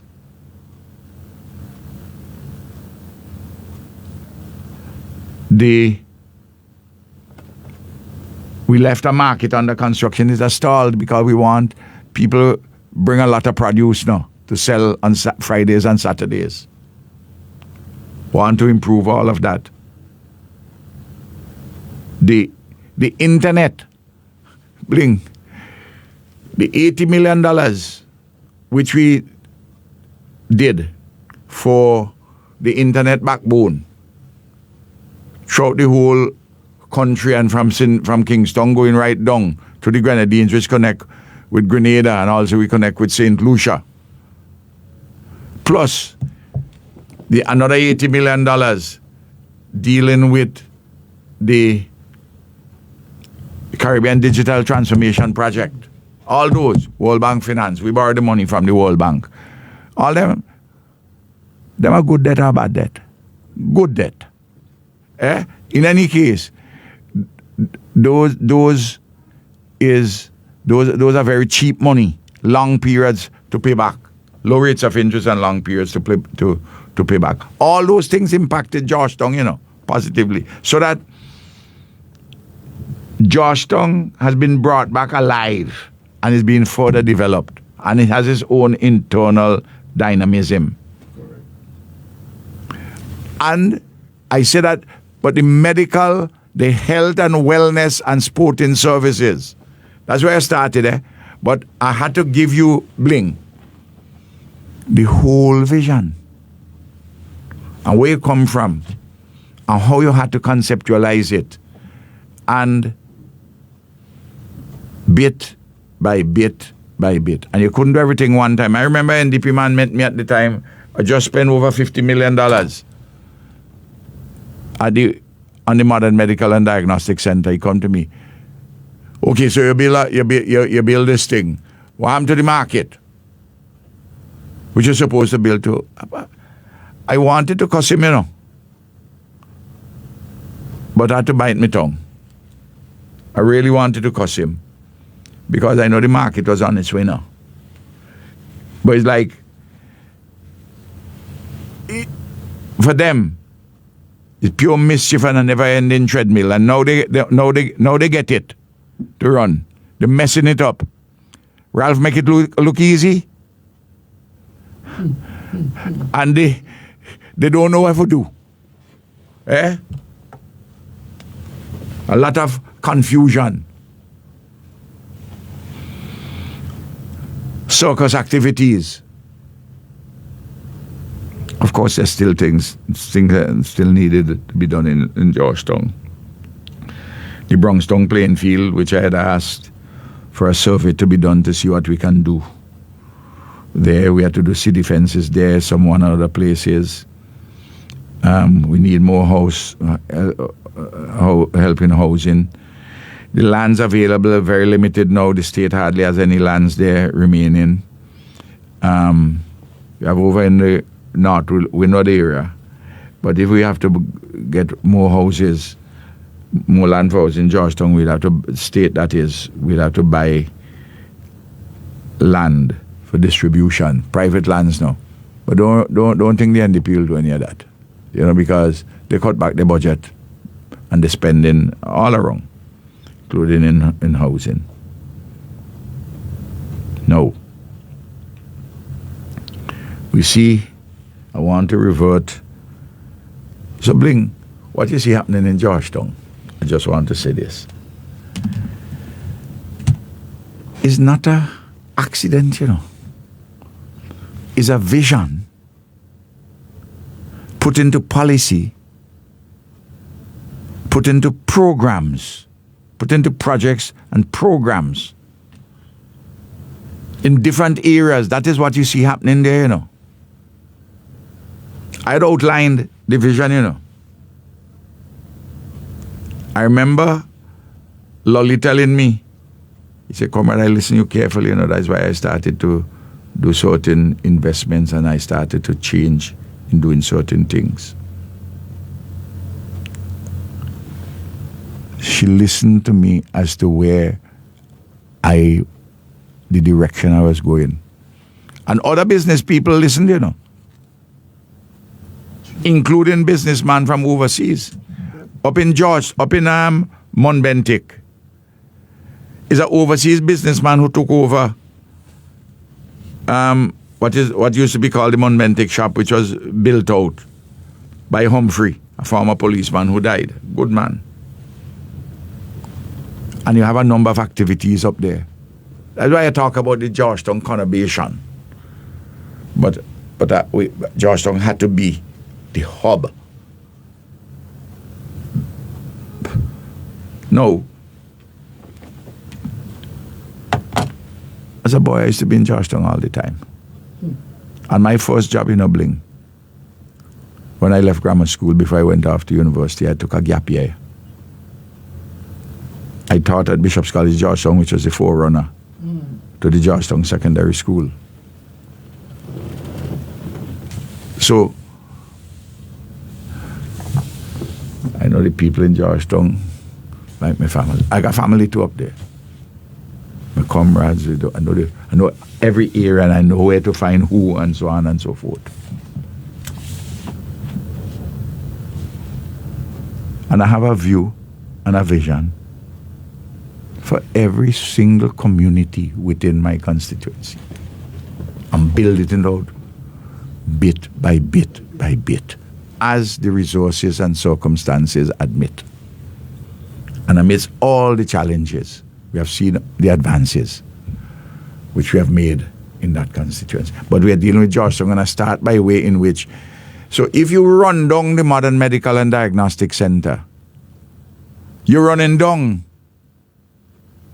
Georgetown and its development as a center for health and wellness in that part of the country. That's why I wanted to come back to the strategic issue, the vision and the strategic question. Now,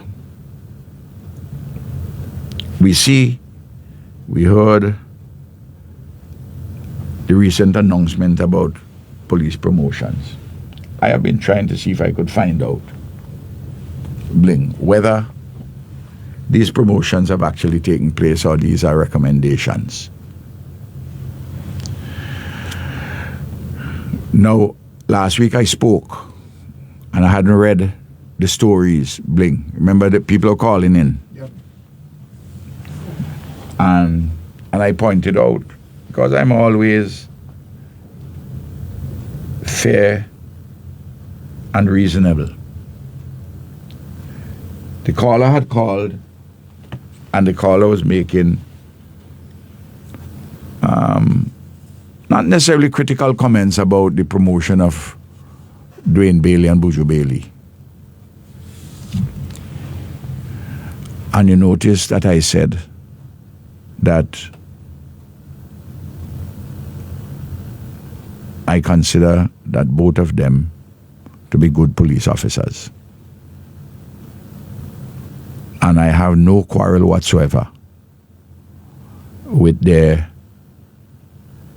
elevation.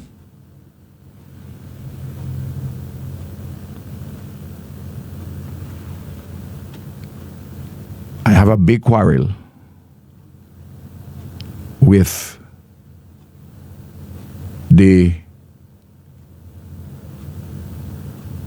promotion, if it is done, and I still can't see somebody like Laura Anthony Brown as chair of the Police Service Commission and Ingrid Fitzpatrick also on it could agree upon proper advice to promote as a politician who came back into the public service, into the police service, and talking about Brenton Smith. I got nothing against Brenton, you know. At a personal level, I quite like him. You know, and when I meet him, you know, we exchange pleasantries. I don't have any malice towards him whatsoever. None. I'm not like that. And everybody knows that. But you can't have a man who spent 4 years out, involved as a politician, General Secretary of the NDP, and who has made it plain to everybody from before he wants to be Commissioner of Police, and when he finishes with Commissioner of Police, he wants to run as a candidate for the NDP. That's what, and to become a minister in his post-police years. Tell everybody that. But I don't mind people have ambition to do whatever they want to do. You know, that's fine. I'd have no problem at all. People must have ambition. No. You're out for 4 years. Maybe more.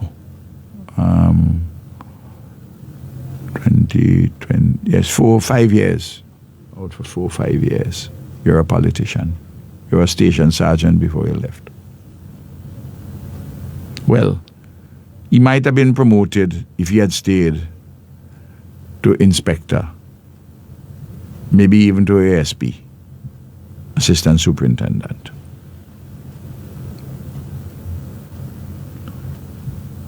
But he left. And he came back.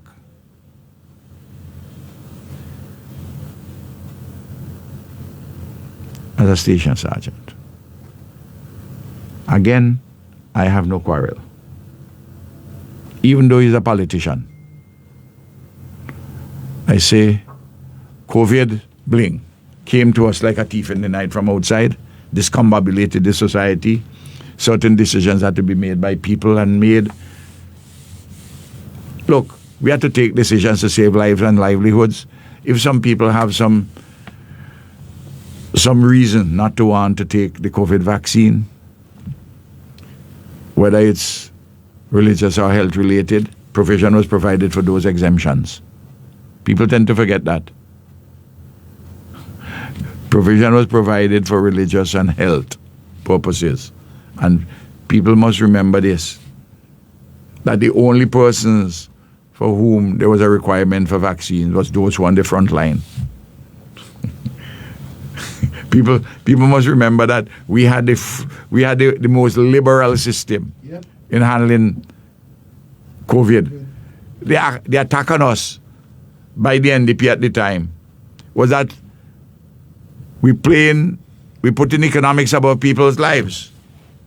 Remember that? Yeah. And Leacock said that somebody had advised him, and he accepted this professional advice from overseas, that if I didn't lock down the place and do so and so, by the end of the year, at least 2,000 people would be dead. Remember that? They wanted to lock down Great. Israel Bruce on Friday called for the locking down of Greg's. People forget those things, you know. Then when we put on the requirement opportunistically, they say, boy, this is something we might get to beat Ralph with over his head, politically. I'm saying to people again, I'm on the radio station. You know I'm on the radio station on Mondays between 10 o'clock and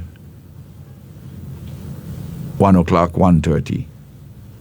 Unless it is a very urgent matter, which you can text me about and I will read it.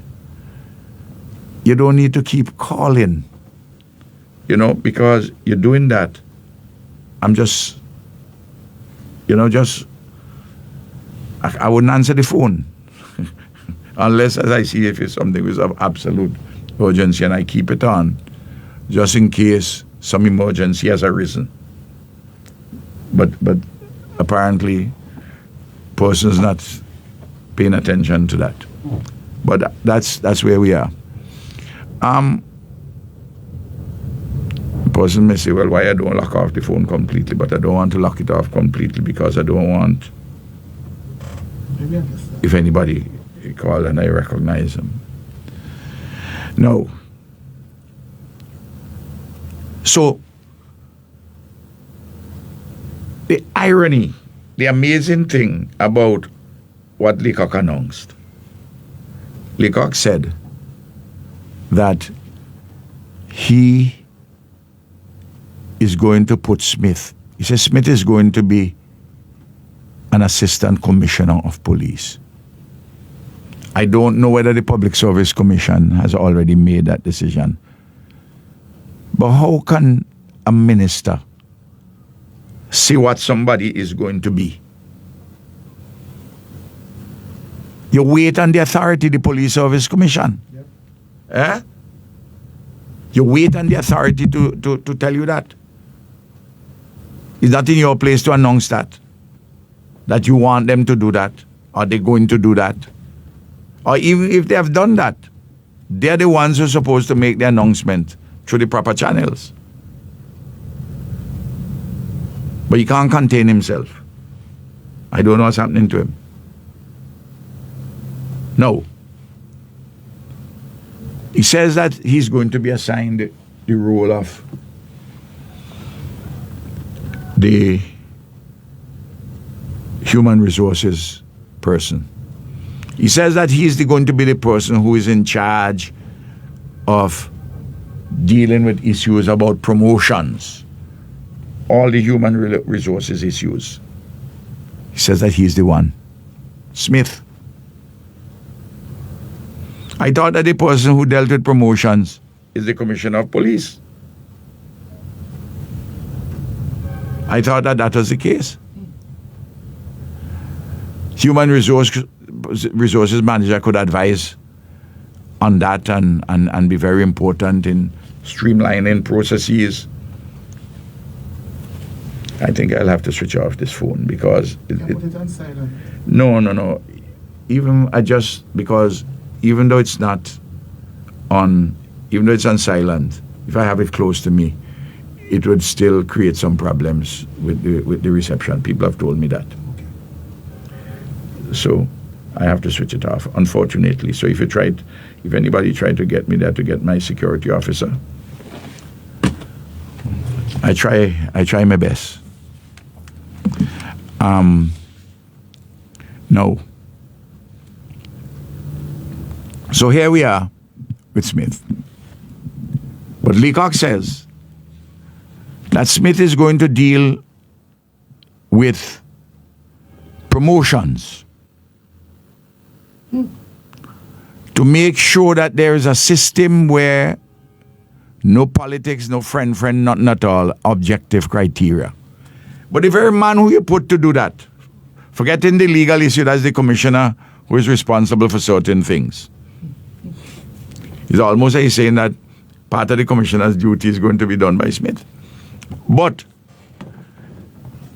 this man has leapfrogged, not because of any special skills, but because he's an NDP politician.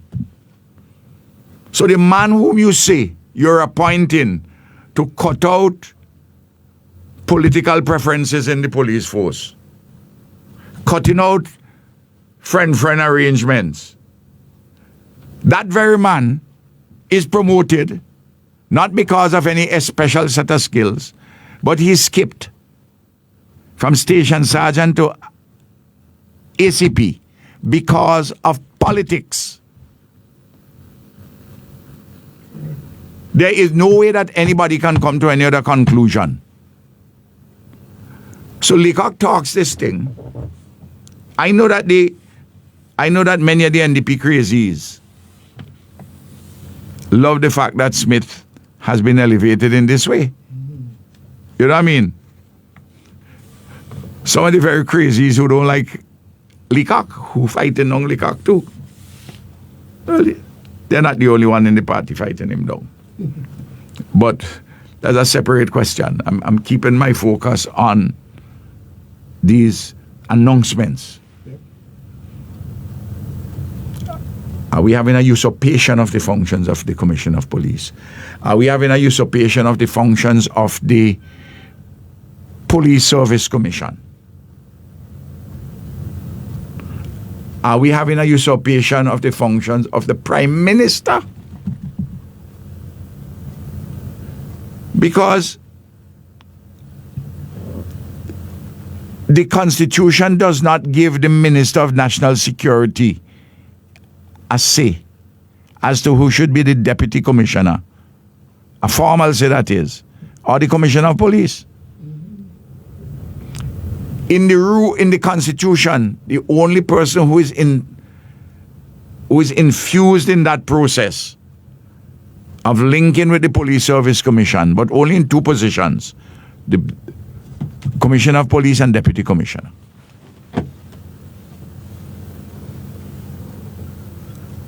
So, this Millie, which has been created, I mean, it's amazing. I don't know how government could function like this.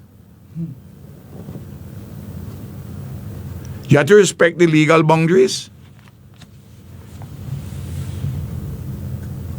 the constitutional boundaries, to be very precise in this case. And as I outlined before, and I will do it again, I turn to page 300 of the estimates. But are these appointments legal? Huh? Are these appointments legal? Well, they're done by the relevant legal authority. As I say, I find it difficult to see how the Police Service Commission, properly advised, could promote Smith in the manner in which Leacock has announced that he should be promoted. Eh? Someone was asking. I can't.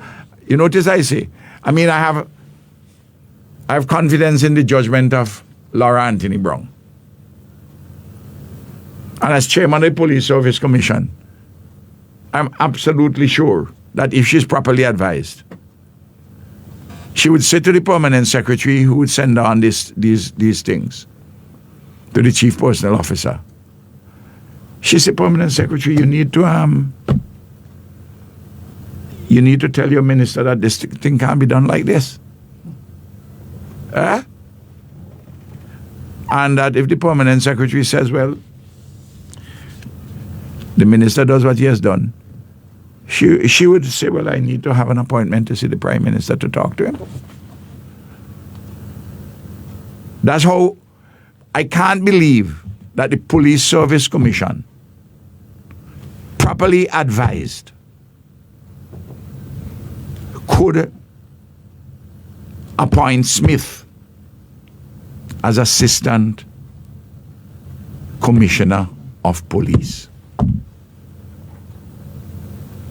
You come in as a politician and you skip all these ranks. And then a matter which is supposed to be for the management of the police force, to assign, the Commissioner of Police is supposed to assign its officers to particular areas. You discuss it with the Minister of National Security. But the Minister of National Security can't come in public and say, I have decided that Smith would be the man, he will be the ACP and he'll be in charge of human resources. First of all, the appointment of Smith is a matter for the Public Service Commission. The Police Service Commission, sorry. And the matter of the allocation of the duties of Smith to be in charge of human resources, that's a management issue for the Police Commissioner. Of course, the Police Commissioner will have a conversation with the Minister of National Security. But the Minister of National Security must allow the Commissioner to do his job and to make the relevant announcements. What, Malika want to be Commissioner of Police too? He won't be. And in this case, I don't know.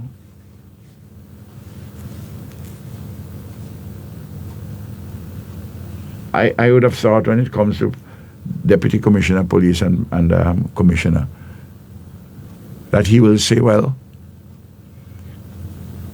the Prime Minister has permitted me to speak on this because he has had conversations with the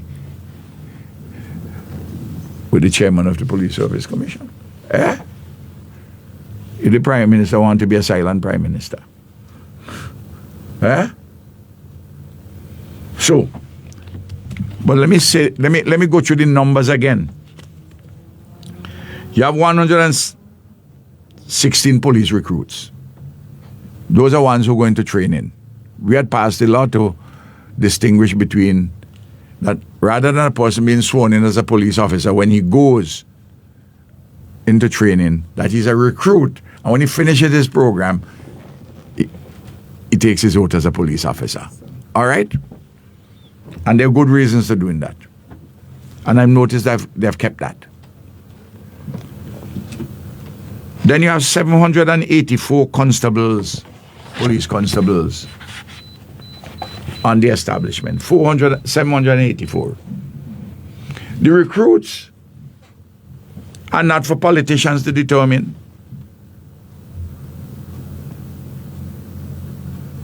A representative, Mr. Bling,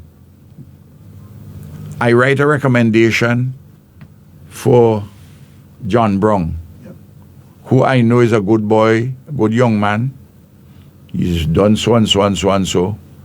He's graduate of this school, he's community college and so forth and thing, and he hasn't.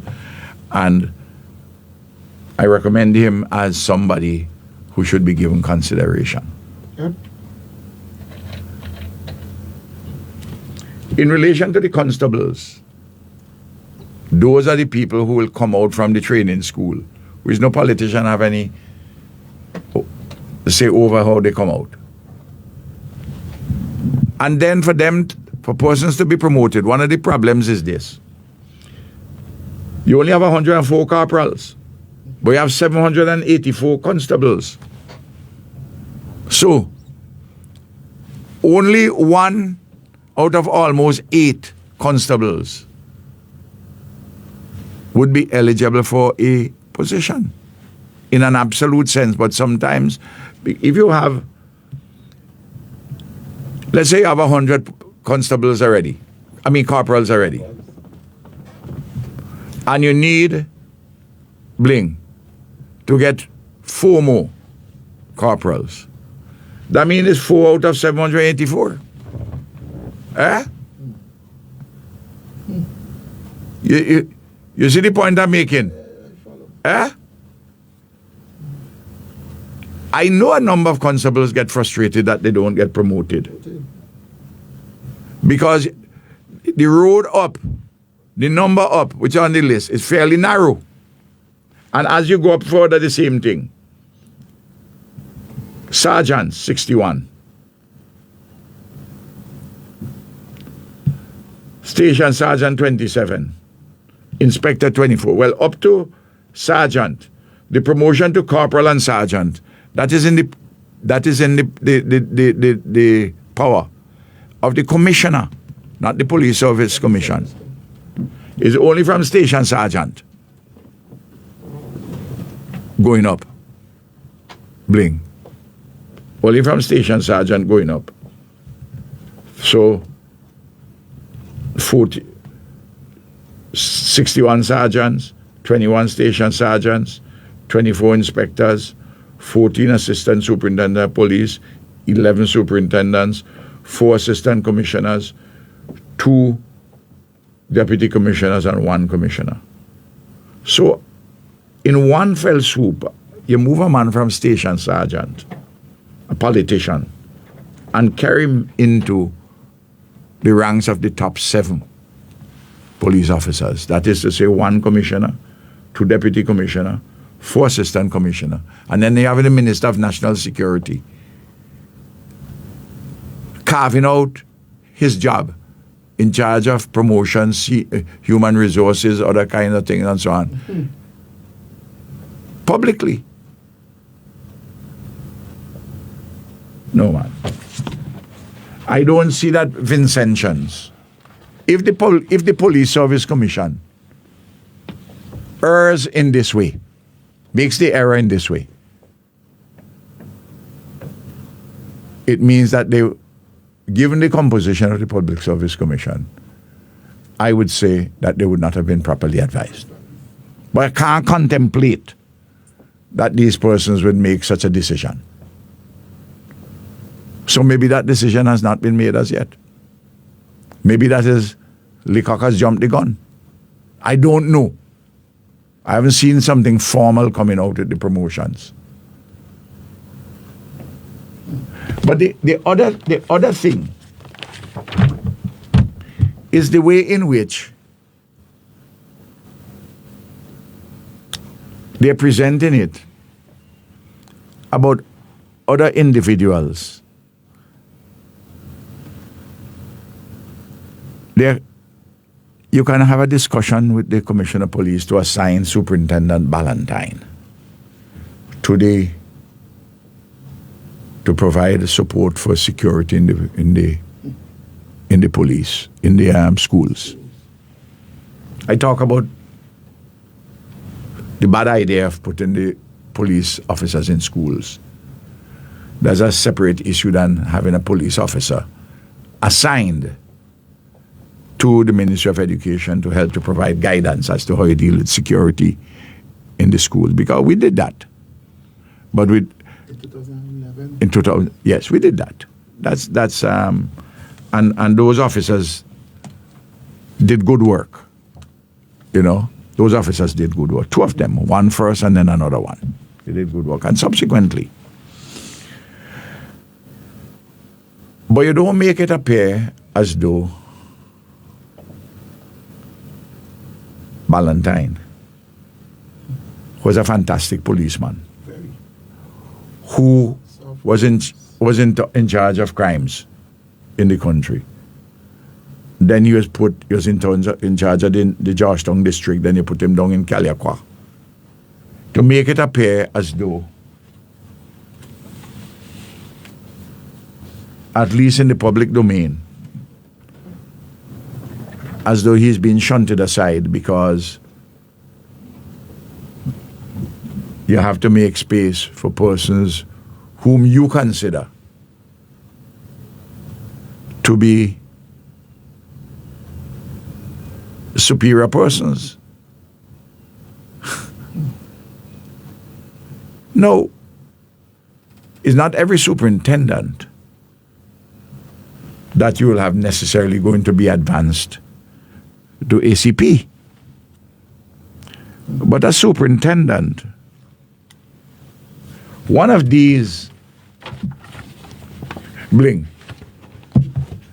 certainly, you have 11 superintendents.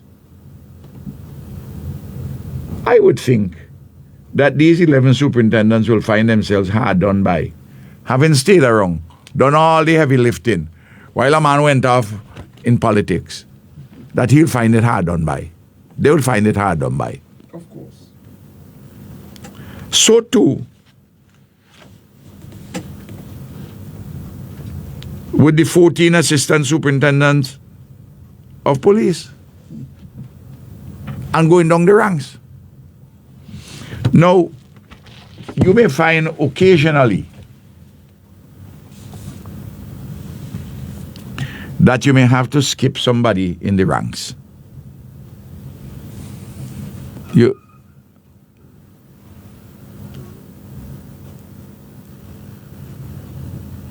But you don't.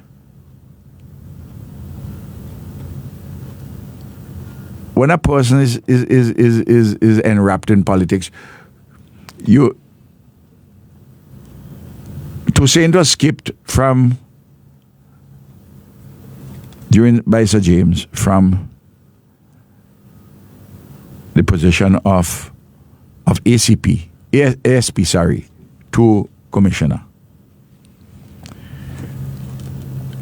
I don't think that some people would have felt that they shouldn't have had the skipping, and some would have felt themselves, their egos bruised. And even though everybody knew that Toussaint was a supporter of James Mitchell, Toussaint had not been an active politician.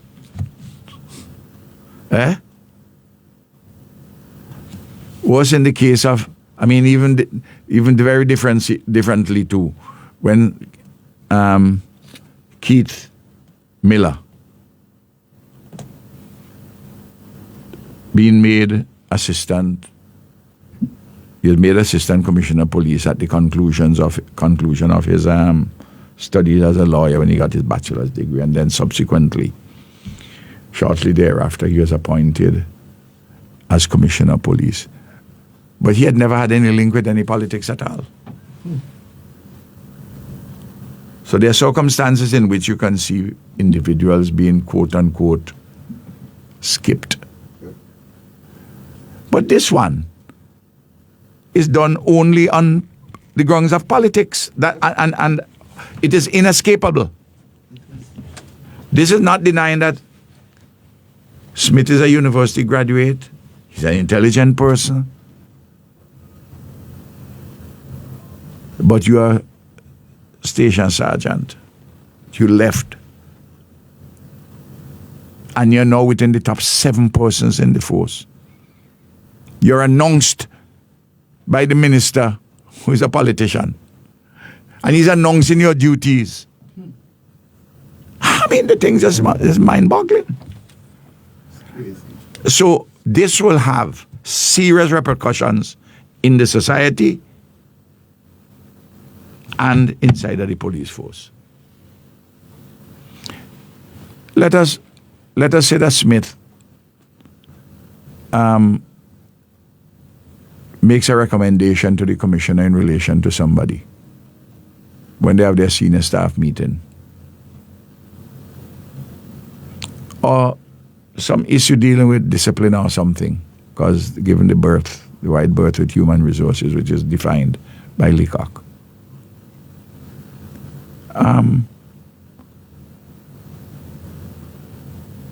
Even if the decision that Smith makes is not an unreasonable one, or a recommendation he makes is not unreasonable, the person who suffers as a result of that decision would always feel that it was tainted with politics. I don't see how you can't see it.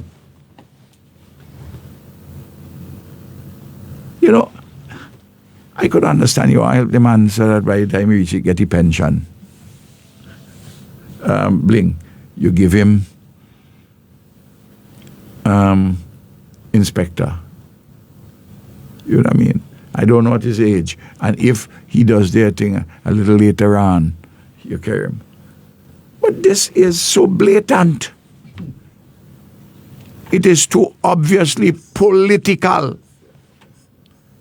And the police force is not to be so overtly political. And the only areas where the civilian authority comes in is in relation to deputy and commissioner, and that person is the prime minister, working in conjunction with the police service commission. I notice that there is a change in the leadership of the Nurses Association. I've been advised that the one, Mrs. Alexander Ross, is no longer the president. And that Nurses Association, among other things, I believe, never liked this, where she went out defending NDP about they losing the $500. And some other things she said. The $500 a month, where she went and defended NDP government now. For taking it back, for not continuing it, as we in the ULP is going to continue. But when people put themselves out for leadership, and even when they've, in this case, the electorate, the relevant electorate, the Nurses Association, we thank her for her service.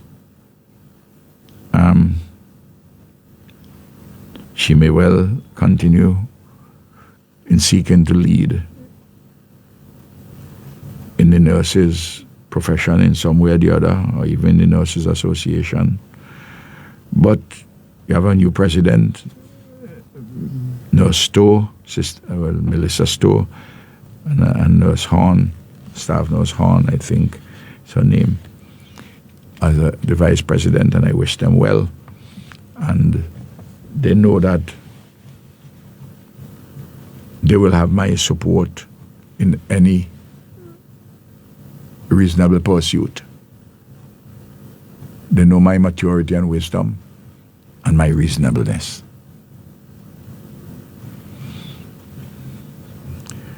Now you notice you have had over the last week a flurry of announcements about this or that or proposed activity by government ministers. But none of them is about any real, immediate, effective action to ease up the pressure on people. What happened is this. They start to get a lot of bad publicity, even from their own people. And people telling them, boy, things dead, too much pressure, you know, this austerity thing, all you're going on, and all kind of problems.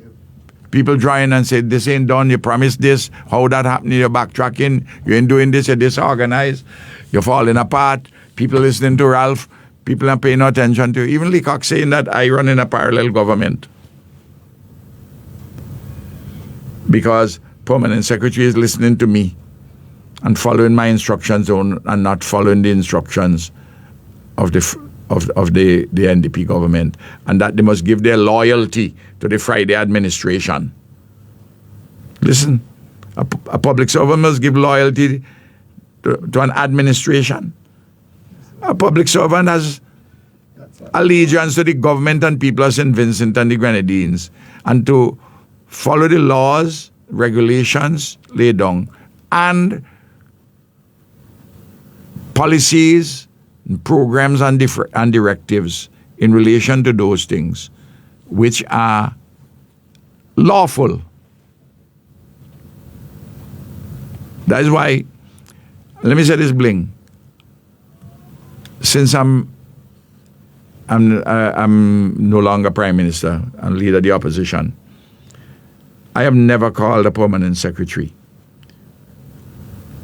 and tell them not to follow what government is doing, saying, I ain't get involved with anything to undermine any government. I have a lot of public servants who are friends of mine. Some of them are family we have family connection. We have all kind of connections. It's a small society. They're not going to stop talking to me, and I ain't going to stop talking to them. But they know that I respect boundaries. What I will do, Bling, I will call a particular public servant in this or that matter. If John Brown comes to me and said they have a problem with a particular matter, I will call the relevant authorities. I say I'm representing a constituent here who has this thing. I'll say, this may not be a matter which you would have to deal with. You will know if you have somebody else who can handle it for me and find out. Seem as though the person has a reasonable case to be heard and to see if something can be done. So what you want me to do? Not represent people's interests? Not only my constituents, but anybody who has a problem in St. Vincent and the Grenadines. If they have anything which they want to communicate of any relevance and importance, I will communicate to which entity in the state administration I consider that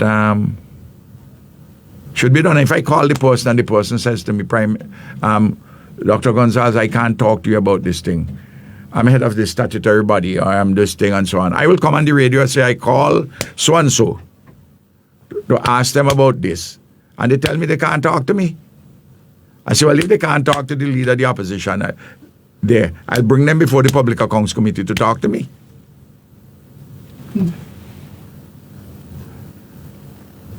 You see the point I'm making? Yep. But I'm not crossing any step. You know, Sir James used to call public servants about this or that. Right in the office of the Prime Minister. But never for one moment that I thought that Sir James would cross the boundaries with any of them.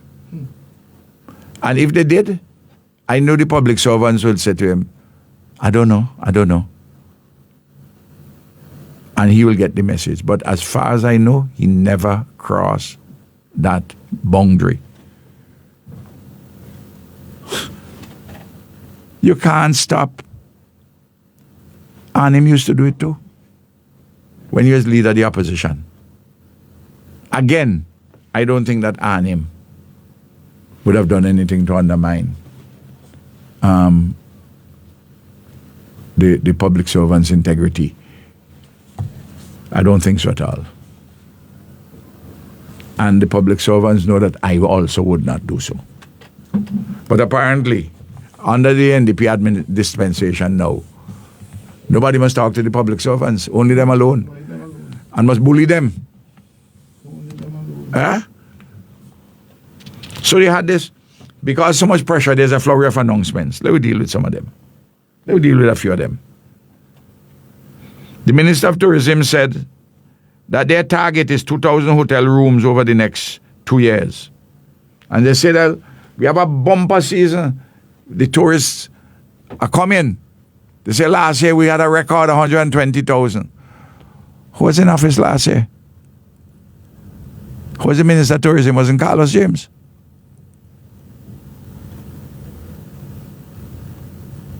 Then they announced, they said they have 100 Love SVG projects to be done by the Tourism Authority, St. Vincent Grenadines Tourism Authority, and the National Parks and Beaches Authority.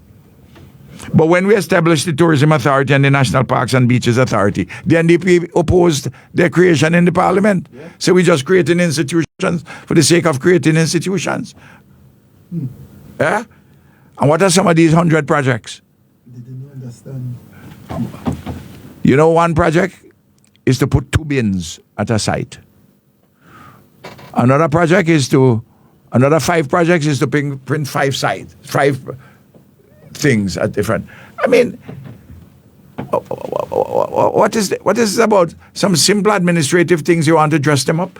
Let me tell you what we said in tourism. I want be with me and let me read what we're talking about in tourism. You know, page 52 to 55, or 53 to 55. Bear with me. When Comrade Ralph first announced plans to build the Argyle International Airport, the opposition scoffed. When he predicted, quote, if we build it, they will come, they mocked his vision. When he revealed that Sandals Resorts was coming to SVG, they accused him of lying. True. Today, St. Vincent, this is our manifesto, you know, which we put to the people. They didn't put any manifesto, they put gimmicks. Yep. With some cards. They didn't think that you were worthy of giving a document. It's 100 and something pages, so you can reflect on it.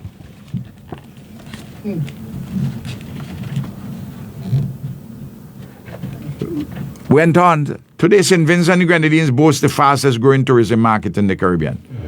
The Argyle International Airport is delivering real results for all Vincentians. Air arrivals and stayover visitors are at record heights. Cruise tourism continues to break records year after year, and our yachting sector remains the #1 destination within the OECS. Our hotel sector is booming. During our 2025 term, we welcomed the opening, that's the term ending 2025. We welcomed the opening of the 300-room Sandals Resort at Bookament, the 93-room Holiday Inn Express and Suites at Diamond, and locally owned properties such as Maya's Luxury Suites and Ocean Blue Boutique Hotel. Long-standing local establishments, including Paradise Beach Hotel Alexandrine and Beachcombers Hotel, have made major investments to expand and upgrade their offerings. With a rapid increase in both room stock and international airlift, our hospitality sector is thriving. More than 1,400 direct jobs were created in tourism over the course of our most recent term. And thanks to that growth and strong government incentives, taxi drivers, tour operators, and service providers have invested in new vehicles and yachts to meet the rise in tourism demand. And this is just the beginning. That's why we wrote in October 2025, the government and Sandals International jointly announced the development of a 500-room beaches resort at Mount Wynn at the cost of $500 million.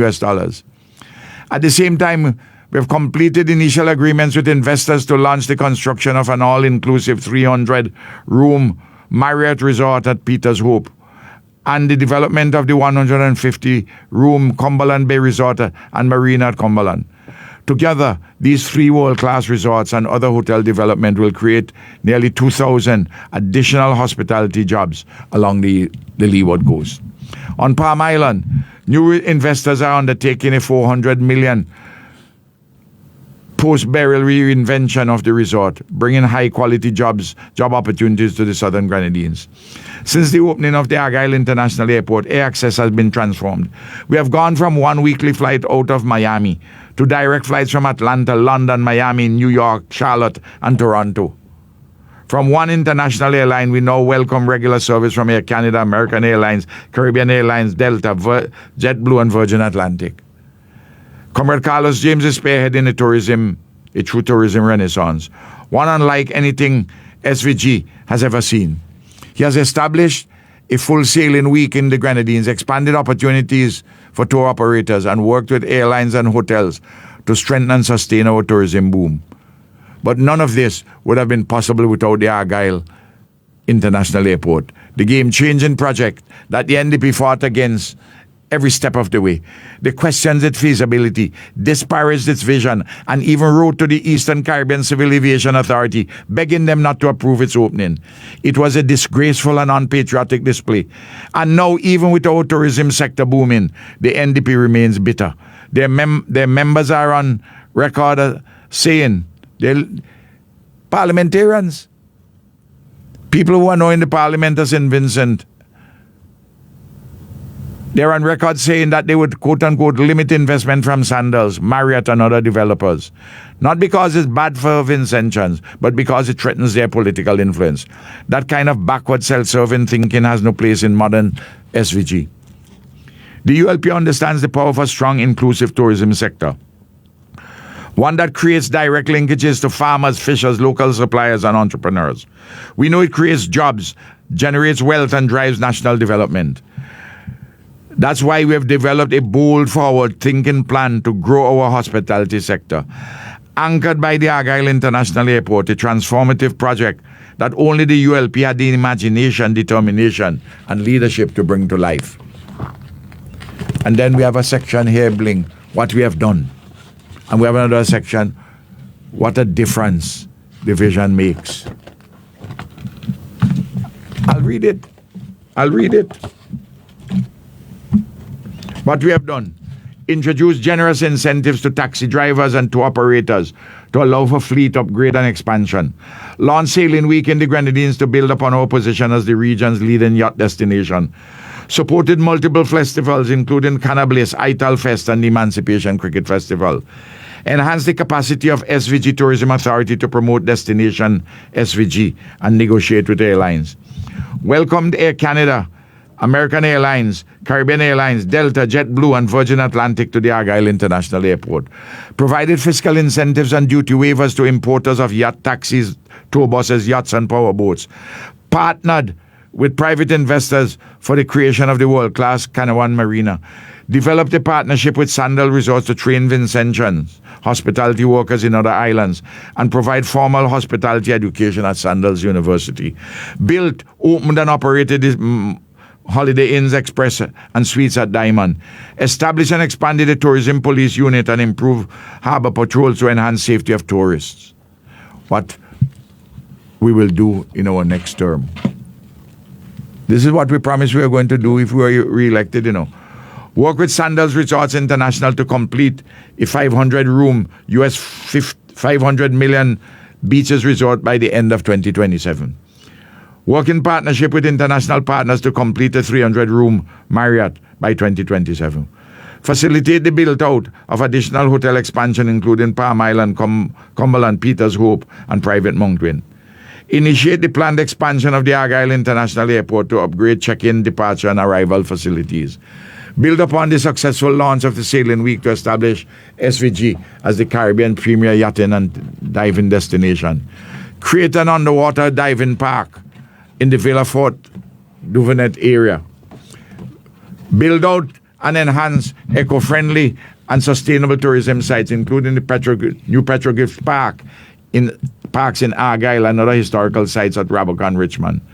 Undertake a $54 million program to refresh tourism sites nationwide and expand and improve existing sites. Not this flip on 100 projects. Welcome daily flights from at least 6 international cities during the peak season. Direct flights from Latin America and the European Union, and seamless connections to Africa and the Middle East. These are all what we would have been doing in this term, Develop a tourism industry partnership to guide the relationship between employers and employees in the hospitality sector. Providing opportunities for education, advancement, safety, transportation, flexible leave, childcare, and local management. Partner with local hoteliers to identify specific areas of labor demand and facilitate short courses to improve employee readiness.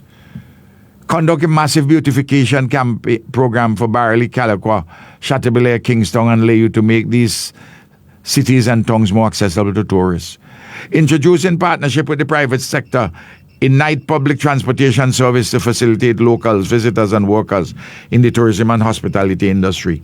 Target a portion of prime grants to young entrepreneurs in the hospitality sector. Establish the Community Tourism Initiative to support Vincentian-owned hospitality businesses and encourage tourists to explore villages, ecotourism sites, and local attractions. Established through the Bank of St. Vincent and Grenadines a special loan facility for local tourism expansion, which offers lower rates and repayment terms that are sensitive to the tourism peak and off-peak seasons. Reform the law related to beach vending to offer clarity, proper access to registered vendors, proper sanitary standards and enjoyable access to all beach goers. Establish, in partnership with the private sector, a world-class yachting marina on St. Vincent to expand our share of the yacht tourism sector. Develop a downloadable MySVG app for smartphones to connect tourists to taxis, local businesses, attractions, and recreational or historical sites. Strengthen the link between cruise arrivals and local attractions and tour operators to maximize cruise passenger expenditure. Create an official calendar of events and festivals to be promoted regionally and internationally, anchored by the following: Carnival, 9 Mornings, Easterval, Cannabis, Italfest, Modongo Festival, Breadfood Festival, World Song Power Festival, Gospel Fest, Restaurant Week, Fashion Week, Emancipation Day, Spiritual Baptist Day, Heroes Day, and Fisherman's Day. That is what we have. Well, that's what we accomplished. We put our vision out, what we are doing, and what we are going to do in this term. Not the flippant kind of a... When you're in difficulties, you just trot out some empty phrases. Then we go. So that's the minister. It's like a circus they come in with.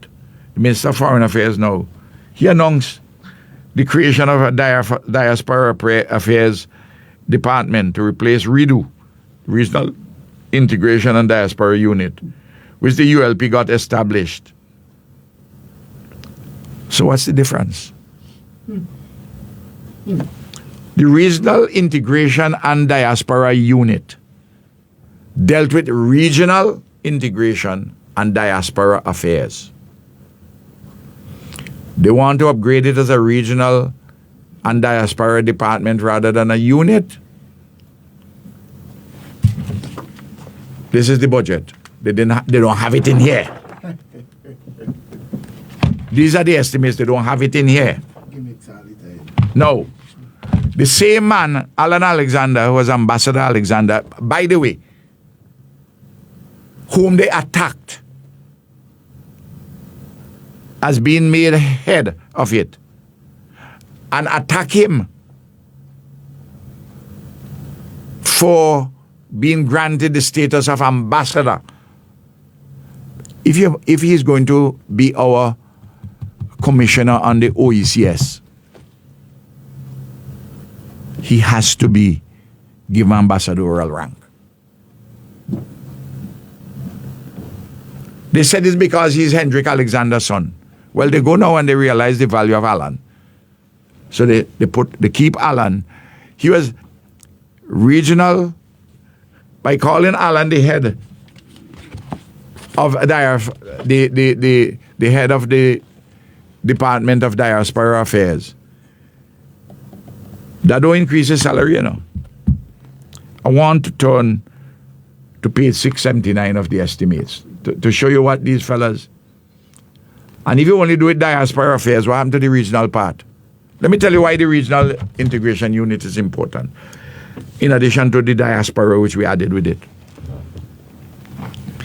It's very difficult to make a clear link when you deal with regional. BVI is regional. But people from us in the BVI are part of our diaspora. We have a lot of people in St. Kitts. We have a lot of people in Antigua. We have a lot of people in Barbados. So they're part of our diaspora, but part of our region too, in addition to dealing with CARICOM and the OECS. Look, when you go to CARICOM or the OECS, bling, there are lots of decisions. You can't take every minister and you can't take every permanent secretary. So you look at the agenda and you see where the odds are, where you're going to emphasize. But you'd always take the man who heads the Regional Integration and Diaspora Unit. You know why? Because it is his job, when he comes back, to send out to every ministry decisions made at OECS or CARICOM or whichever regional body which relate to his or her ministry. So that's a coordinating point. And We can't survive without dealing with our regional affairs in a proper manner. They're fundamental. So that's why we brought regional and integration unit. You want to call it diaspora affairs, diaspora department. Now, when you say it's a department, I expect you're going to see an upgrade of staff, and you're going to give it greater autonomy from the permanent secretary. But the permanent secretary have a oversight of a department in her ministry, in the Ministry of Foreign Affairs, in the same way as if it's a unit. But nowhere in this, they say they're going to upgrade it to a department. But hear me this. At page 679 of the estimates, Regional Integration and Diaspora Unit, the estimated money for 2025, $396,689. What is the amount they put for the year 2026? Exactly the same sum. So you upgrade it to a department, but you input it in the estimates. And you announce Alan Alexander as the head of this department. But he is the head, he is the director of the Regional Integration and Diaspora Unit. And when you go to 697, page 697, for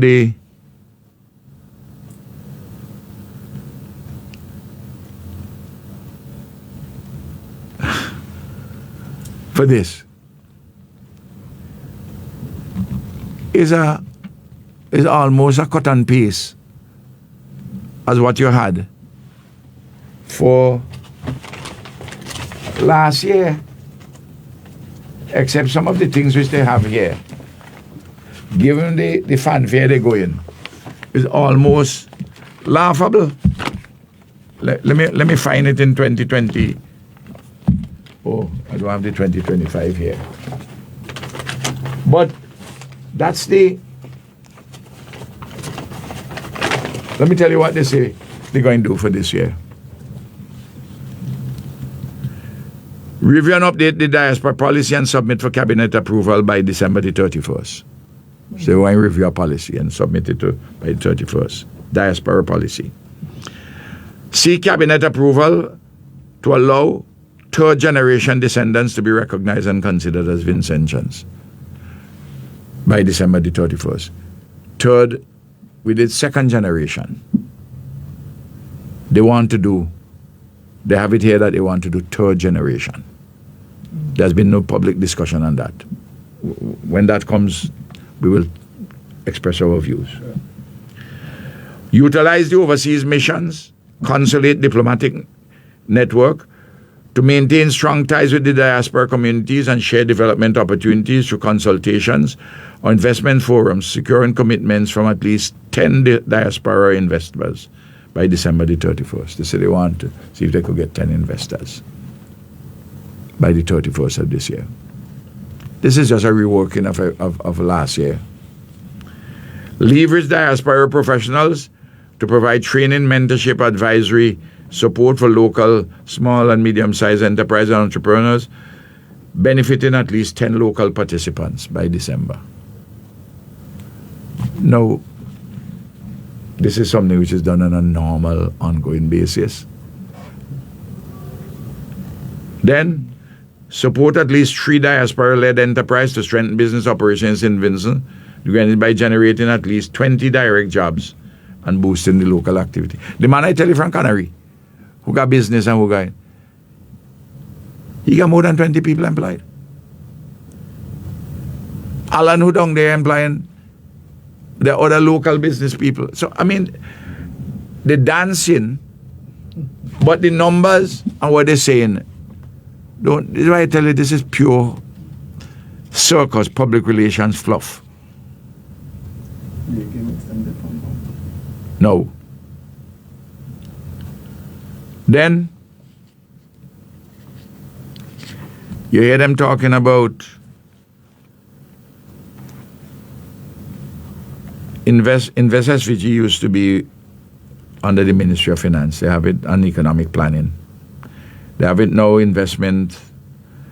They have it as investment promotion and marketing agency. And they're boasting of enhancements. Well, let us see the numbers in the 2026 estimates versus the 2025. Let's turn to page 706, 707 under the Ministry of Foreign Affairs.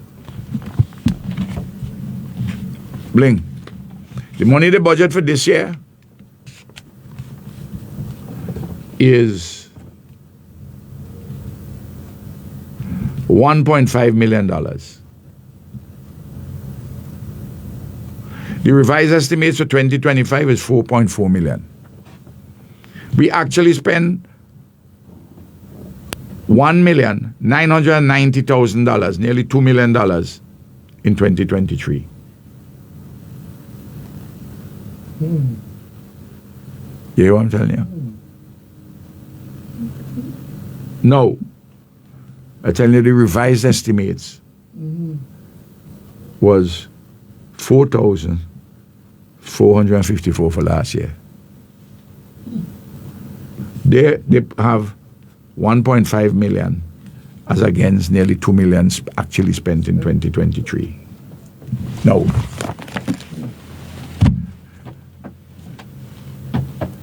I tell you, like Popcorn said, the numbers don't lie, you know.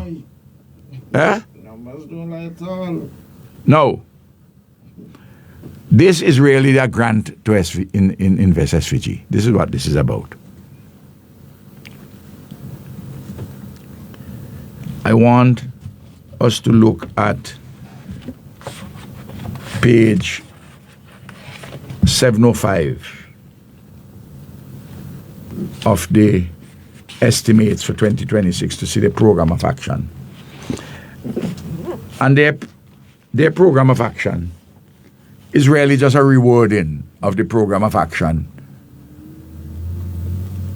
for Invest SVG for 2024-5. A rewarding. Smoke and mirrors.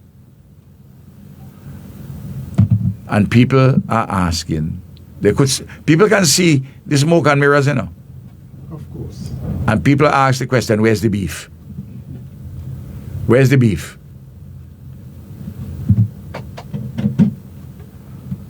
I want to know how many of the persons who attend the general consultations have decided to invest, seriously invest. They talk about people mustn't, they want to see you turn the remittances into investments. But the people who send remittances for their family to consume. So people must send more remittances, but those who have money, who are not just dealing with remittances, you have to go to them specifically, identify them, know of them, and try to get them to come. Correct. Alan will tell you that I am the person who went to him. I didn't know Alan before. Everybody tell me about this man in Brooklyn that got the best bakery and so on and so on. So I touched base with him and said, but why you don't do one in St. Vincent, man? Come on. Eh? Just like several people you know about, you tap on them. In the same way we tap on professionals from overseas. Dramatic cases, for instance, Sabi in the case of Professor Ogaro. There are others too, but I give that. Cost of living task force, well, it's called empty expectations. We talked about that before. And we have talked about what we have done. People forget that in the last time in 2022, when prices went through the roof with diesel gas and LPG. We cut by half the amount of VAT and very importantly, the excise duty on these commodities.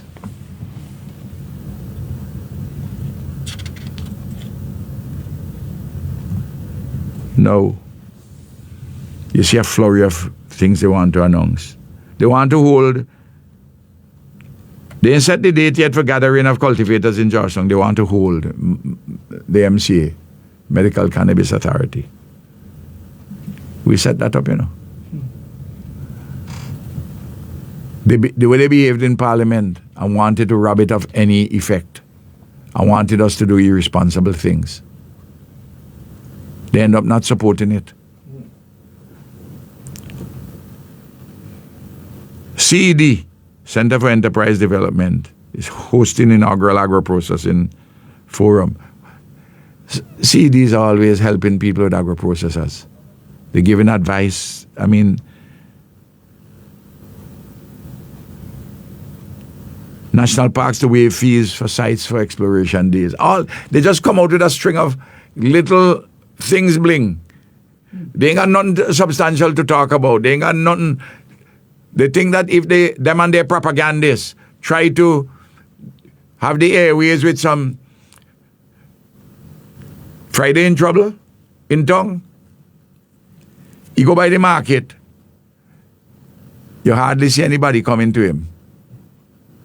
Hardly see anybody coming to him. The next thing you know, you see him up Heritage Square, I'm told, you find Middle Street like the plague. According to the public viewing, I haven't seen him. People advise me. People tell me.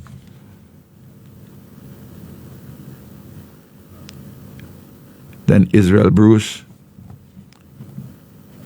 responding to Denniston Douglas about the road, about Freedom Road. You know, the road from Diamond going to the road to Diamond from Mongrenan now, coming up. $14 million road, which we negotiated, you know. Our $120 million, you know, negotiated with the Taiwanese. Is that a bad loan? Is that a bad debt or a good debt? Eh?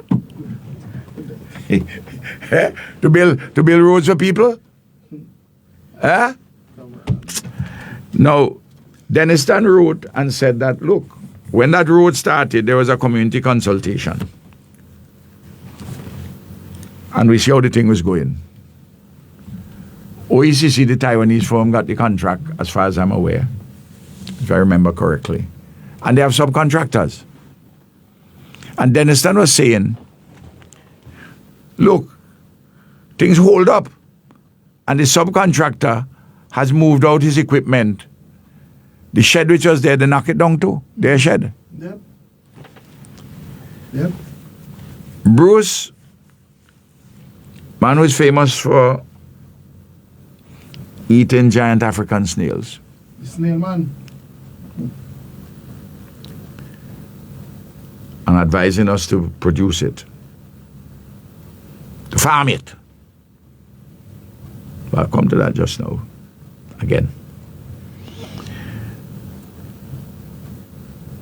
Bruce says, well, there's going to be a different subcontractor because that subcontractor has been fired. Well, let me put it this way. That subcontractor has been terminated. Let me not say fired. Terminated. Or there's been a termination of his services. Yeah. Of the contractor services.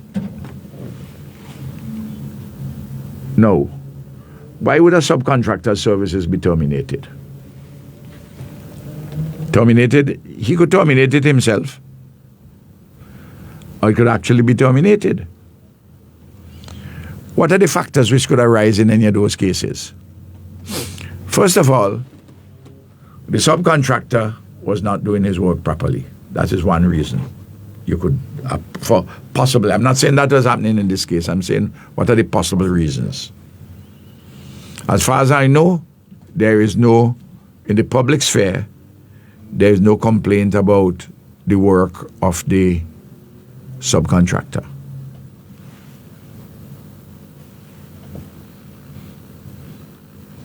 Maybe the subcontractor is not getting money from the contractor for work done.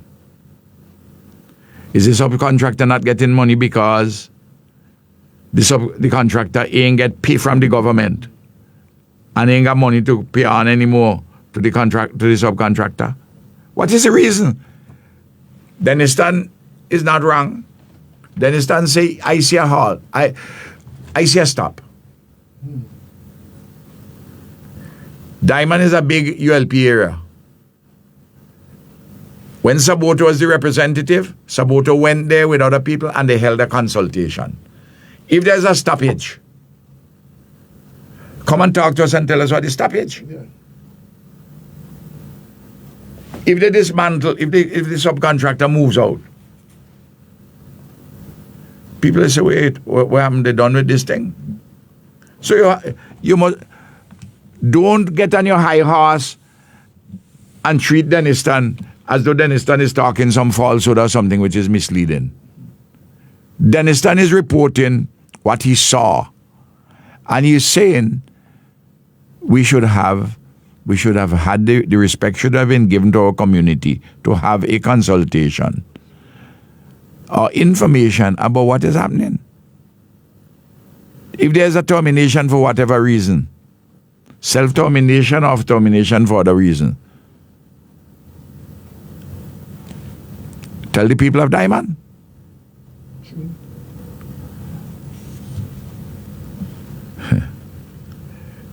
They were talking about roads. Bling. I have noted. I drive in on the Windward Highway all the time. Every day, every week, I drive on it at least 4 times. Once coming down on Monday, once going up on Monday. Same thing on Wednesday. And of course, other days, I may come to Tongue, like tomorrow I have to come to Tongue again. So I know the Windward Highway like the back of my hand. And over the last few months, the highway has deteriorated.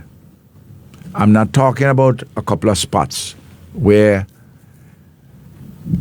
what you may call them, like the van driver them will say, or the busman them, or people in the area will say, well, them areas they like old Sofoot. Nobody seem to be able to get them done.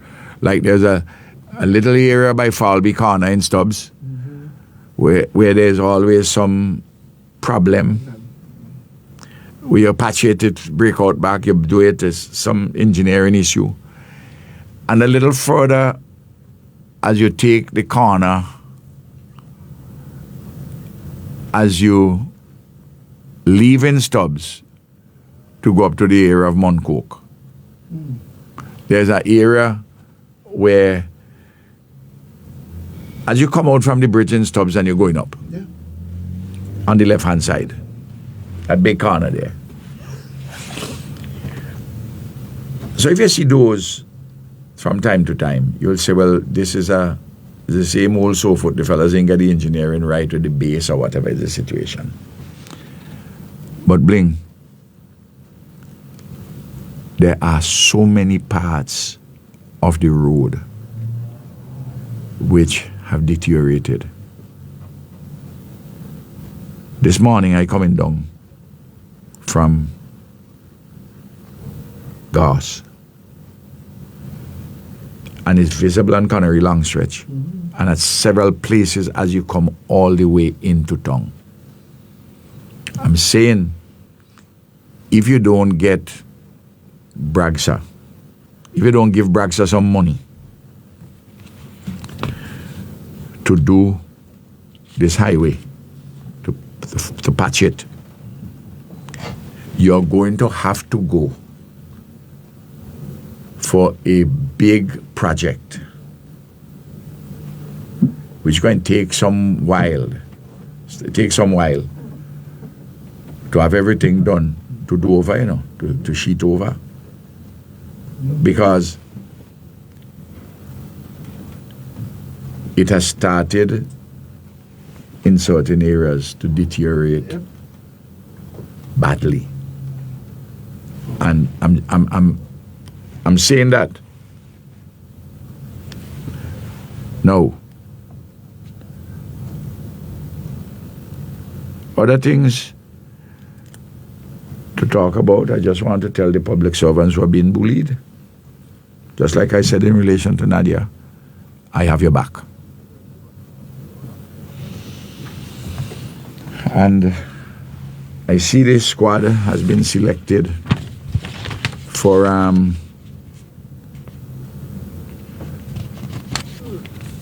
the 17 players for the Cricket West Indies. And they're going to be in Antigua between May the 21st and 30th.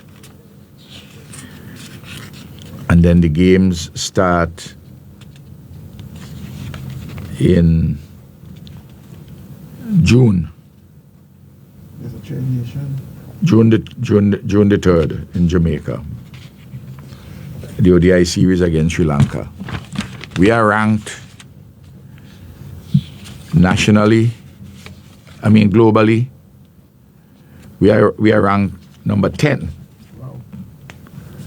Sri Lanka and South Africa tied at 5th, 6th in their number one. We are below Sri Lanka is Afghanistan, below South Africa, Sri Lanka is Afghanistan, England, Bangladesh, and West Indies. We are bottom. And I'm glad to see Alzari Joseph coming back. We'll see whether he make the final cut. I may have an opportunity to talk more about this Wednesday. We should take some calls because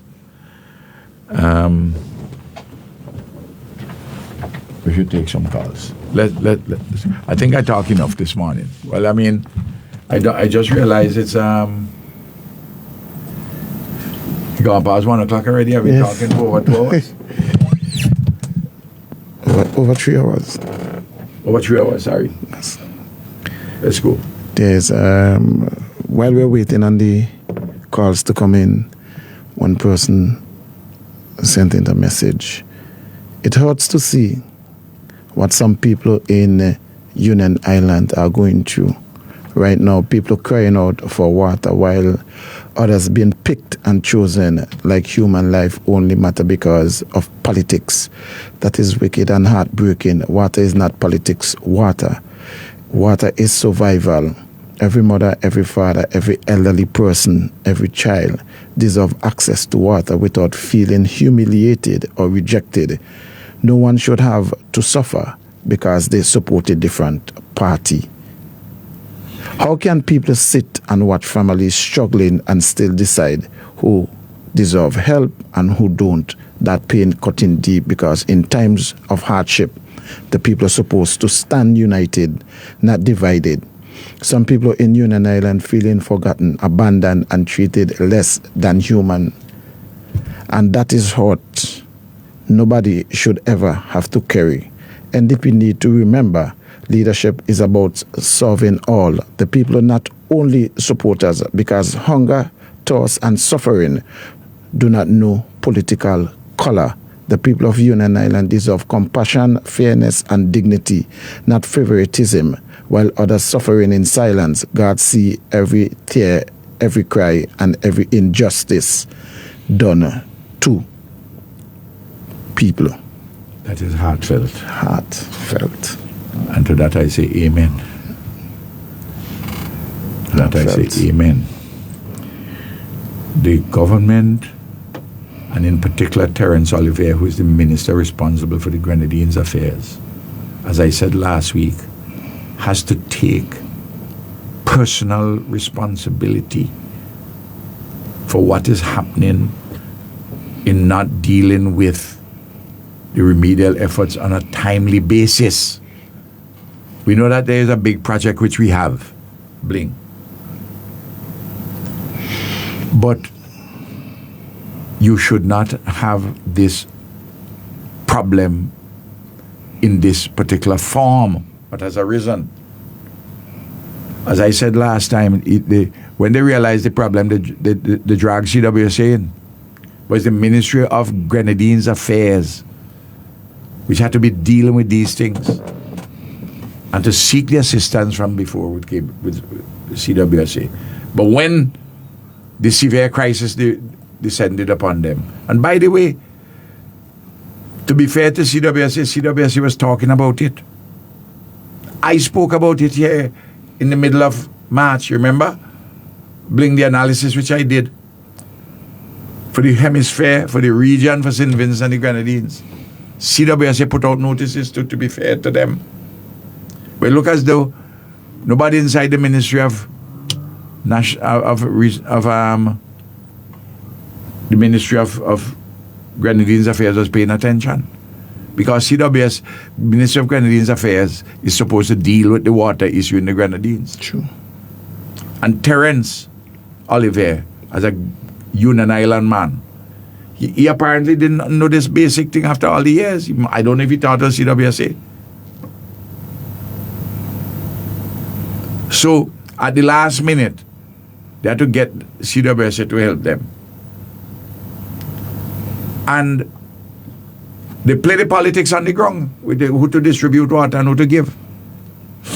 Let me tell you something, I want to reflect. So, I'm calling on the government to sort out immediately the delivery of water on a timely basis to the people in Union and to have a proper, fair, effective distribution. And in the Grenadine, in Union itself, to make sure that all the catchment areas are properly cleaned for whenever we get some rain again. Mm-hmm. Well, I see a little rain been coming over the weekend up here. I don't know what happened in Union.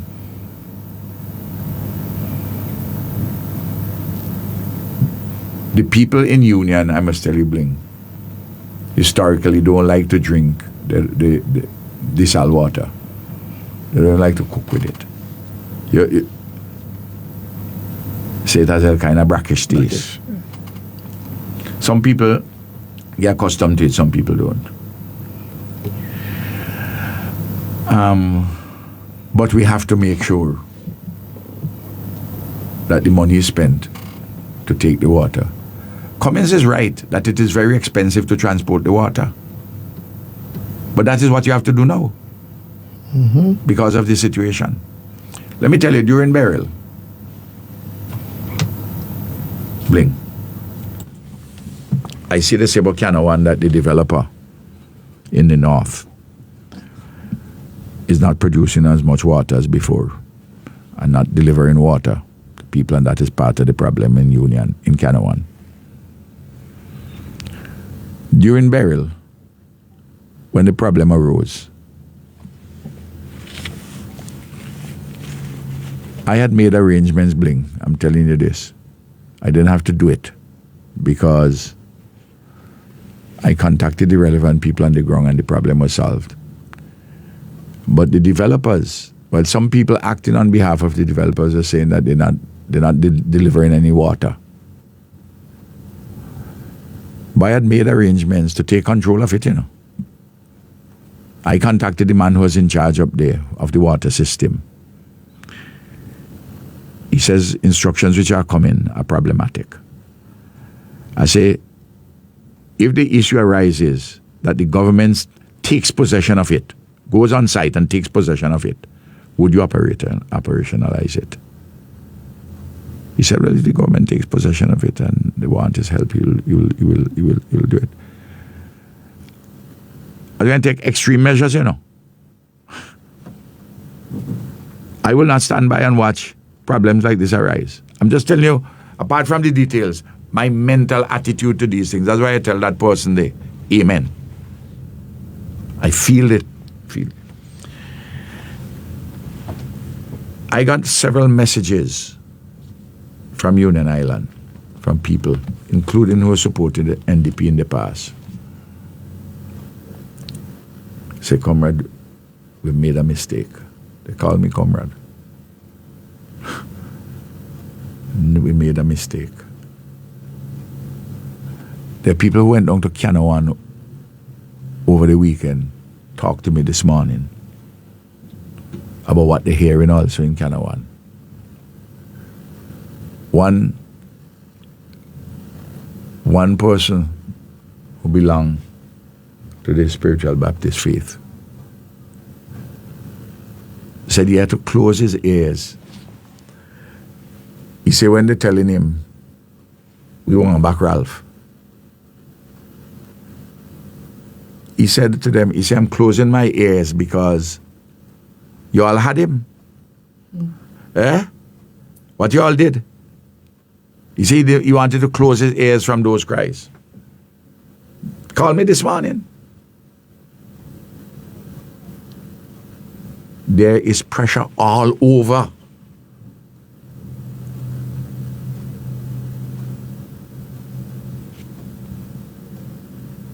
There's sermons across the country by many pastors reflecting this,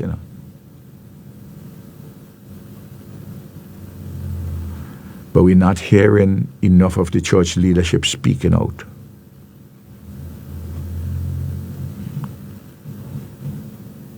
I just said that for the time being. I could say more, but I said that for the time being.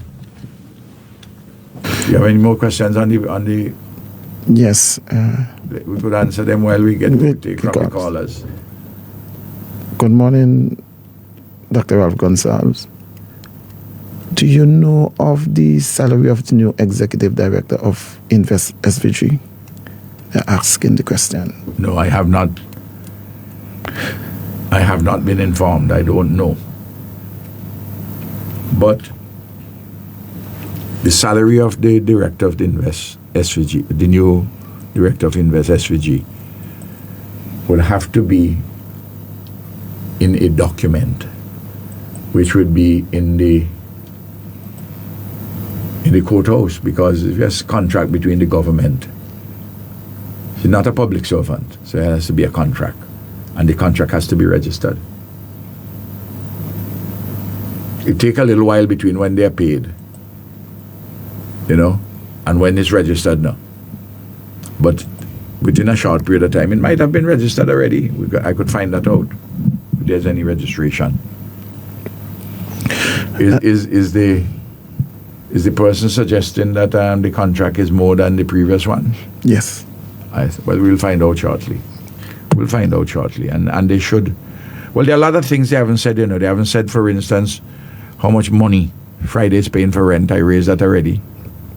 And the person also said that because in reference to they continue to say that the treasury is empty. And then they're spending money on things where they want to spend it on. The fleet of vehicles and all the rest of it.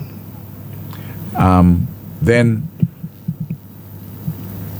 by the way, I hear they're allowing the Prime Minister's residence to just deteriorate and nobody living in it and nothing has been done on it. I had said on this thing that what I hear they want to do, $1.5 million, you ain't going to do it. You're going to need more money. You're going to need longer period of time. Remember I told you that, Bling? Yes, you did. You did. But, no. They didn't tell us how much money it's going to cost to bring the CPL for the 7th, 8th, and 9th of August. But they had to pay money. When we brought the Emancipation Cricket Festival, I told you up front how much the Emancipation Cricket Festival is going to cost. Yeah? Remember they attacked me on the cost? I told you what it was going to cost. The year before, when we did the Emancipation concert at what was then Victoria Park, now Independence Park, I told you how much it was going to cost. Why don't they tell us what these things cost? How much for the cricket shallow? Disclose the number. How much you paying my cousin Friday, my cousin Keith Boy? I glad Keith making a piece of change, on that hand for my family. Though I think it's completely unnecessary, because He could have been living in the Prime Minister's residence, just with certain simple cosmetic things. Anyway, if you want to do more bling, you live in it while little pieces of work is being done. I mean, I don't know. People, all of a sudden, remember I warned about those who want to serve and those who want status, you know. Status meaning social estimation of honor. They want the state to ascribe that to them. You must have service. Service, that is why you must emphasize, not status. So, we'd like to find out all those monies. And I'm glad the person. No, I'm not saying, don't get me wrong, that the lady Anna Young who is there, I'm not saying that she's not qualified to do that job, you know. I'm not saying that at all. Glenn Beach is qualified to do it. The terminated Glenn, we'd want to find out, say what Glenn was making and what the new director is making. If it's the same amount of money, if it's less, if it's more, tell us. And I wish Anna Young come from a good family down in Layu. I wish her all the best. Bling, you notice how I am? I don't have to pull down people, you know. No. Eh? No.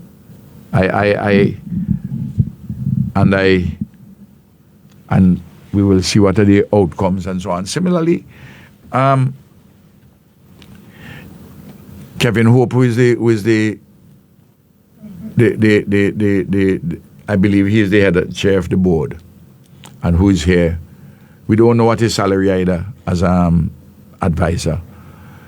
When Sims Martin was fiscal advisor, everybody knew what Sims Martin's salary was. I haven't seen that specified in the estimates. If anywhere in the estimates it is, somebody could show me. I haven't seen it. If I miss it, I'd like to somebody. Again, I'm not saying that Kevin Hope is not competent to advise or qualified to advise a government on economic matters or investment matters. I'm not saying that at all. But what I'm saying, that on the strictly fiscal matters, he doesn't have the knowledge and the experience of a Morris Edwards or currently an Edmund Jackson or other people inside of the Ministry of Finance who are in quote-unquote the belly of the beast. Eh? I just want to make that point. Let's take a call.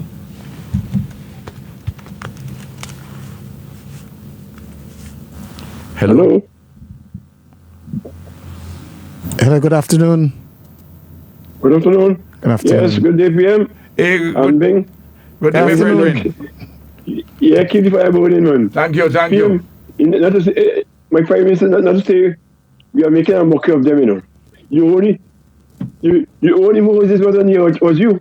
Because in other words, the only important thing for the NDP to tell the people during Pure Bell, because only people are going through. And they asked for water.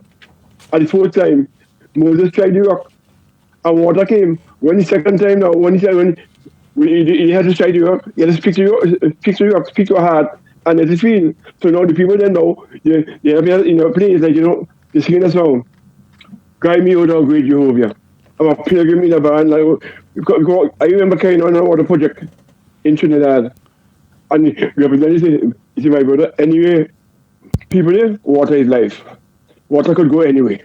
So automatically now, they put in their fares against the people in the Grenadines. They might have to go back to the old time they got well. And I remember you have a plan for the Grenadines, you know, with the water system. I remember good, because normally I just tell somebody, if you want, if you go buy sea water, and you take a bottle of sea water, when you reach home, you get fresh water.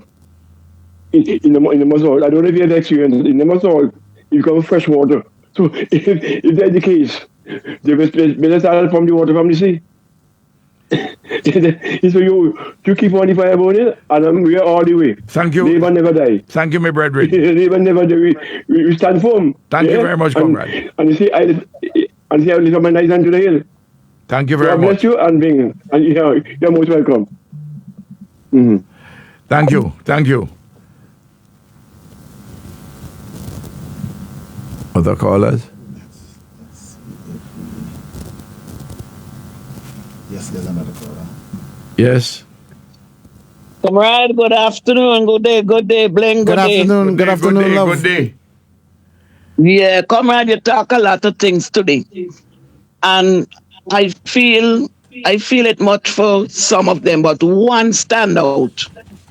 And it's the airport, the restaurant for Mistress Gonsalves. PM, you work hard enough. Hard to build that airport, you know. When I heard you speaking about that this morning, tears just run down my eyes, you know. To know that you work so hard when the NDP, the leader of the opposition at that time, asked them not to sign that paper so that the airport could open, you know. And regardless to if you are in opposition now in a PM, it's and you can say they don't even want a name to be named after the airport. They should give Miss Lady the first preference in that airport. She is there all the time. And it really hurt my feelings this morning to know what Mrs. Gonsalves is going through, knowing that you go on out. When they even say them, like when you say that you're going to build an airport, when they ask someone you overseas, they say you don't have to send you for get a checkup by the mental because they can't see no airport building. And you go all out and build that airport, they Comrade. Regardless if you are in opposition, Mrs. Gonsalves should get the first preference because she's done there. She done it already. And it's hard to know that she's getting pressure from that airport, you know. But God will see her through. Well, And I just want to say that, Comrade, you just keep up the good work that you're doing, well, enlightening us a lot of things. she lose, as I said this morning, she has lost a lot of money because she wouldn't recoup her investment, which she put down in equipment and fixtures. Because the earlier part, she wasn't even making money to pay for staff and all the expenses. So her other business had to subsidize it. It's only now that the operations breaking even, just recently. But the investment which she put down, I don't want to tell you the number, but what they advise me is hundreds of thousands of dollars because there's very good equipment out there. It's real hard. And so she would the equipment are there. She could. Well, people who may buy might be second-hand equipment. Well, it would be second-hand equipment and so on and so on. But she'd lose a lot of money. She would lose a lot of money. But it's hard. They should just leave the woman there. No, but the point is but she doesn't want to stay. The point is this.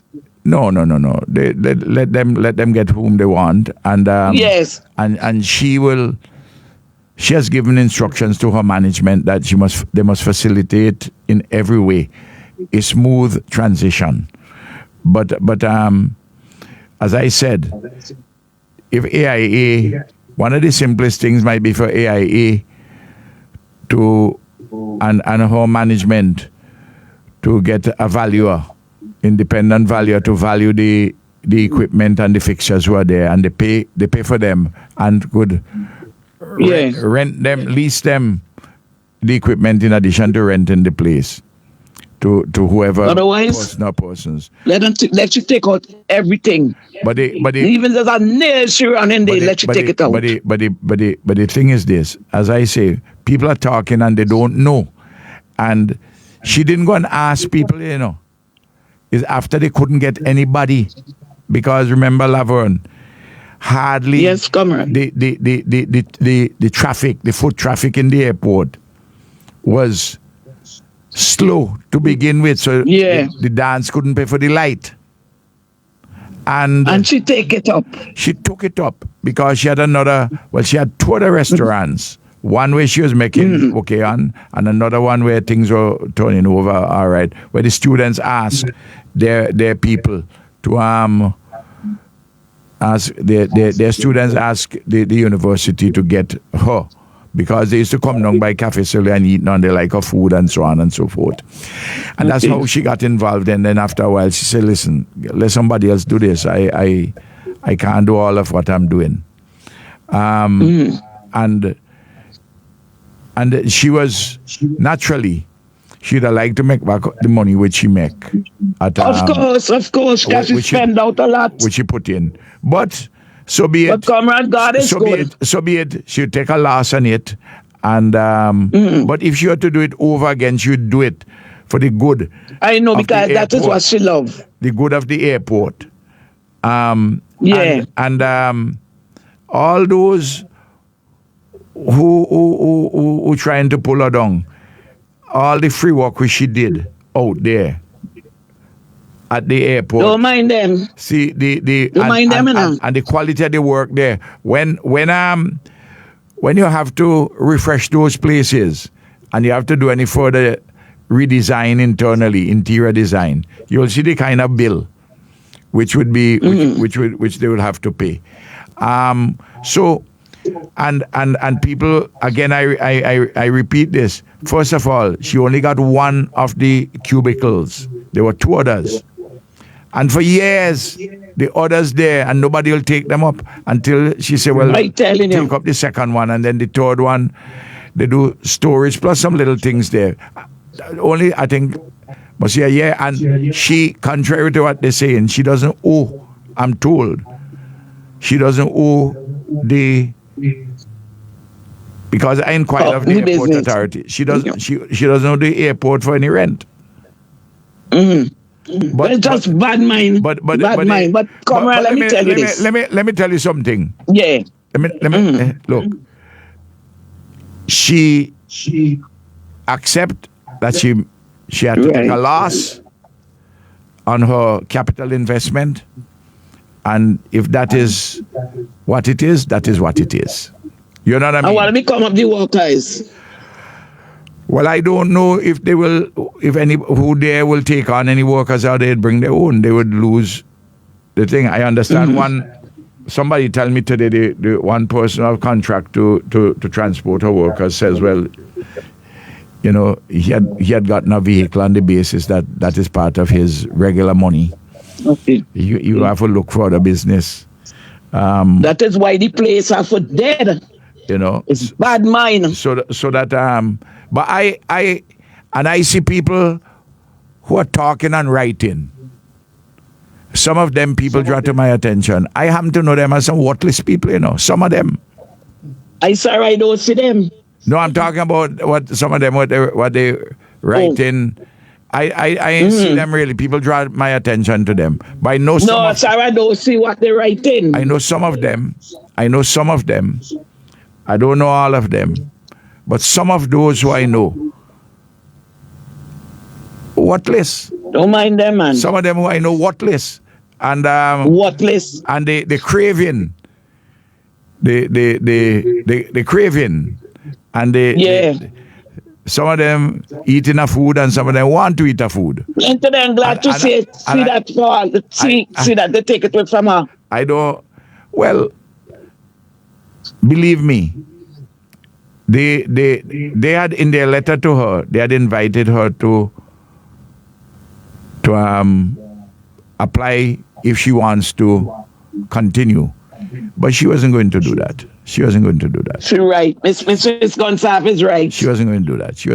So let me just invite all my comrades. Come out in your numbers tomorrow at 5 p.m. at the Russell Auditorium. Come out, comrades. Come out.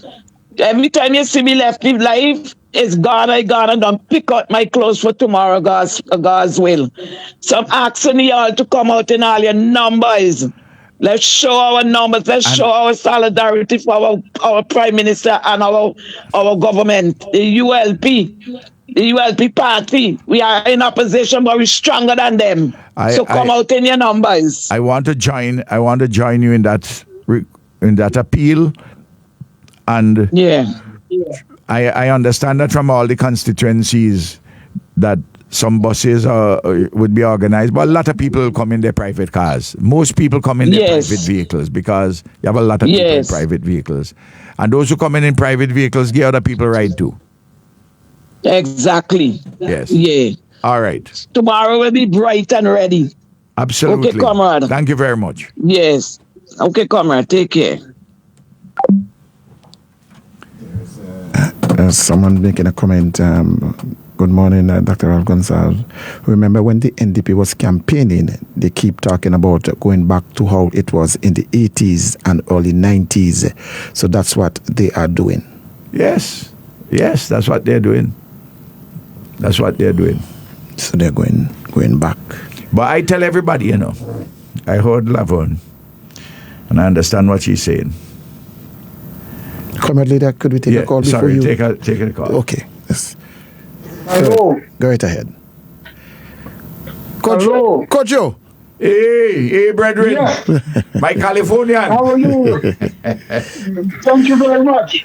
I want to ask two questions. Is it possible for the government to stop people from going to any political function? Nah. Just like that? They can't stop, Okay, and I'm glad so you that's raised the that. first Though question. anybody who is working with the government and who is a member supporter of the Unity Labour Party, and you want to come to the national council meeting, you can come. No government can stop you. And you come, nobody can use that against you. Nobody. Everybody got their freedom of association.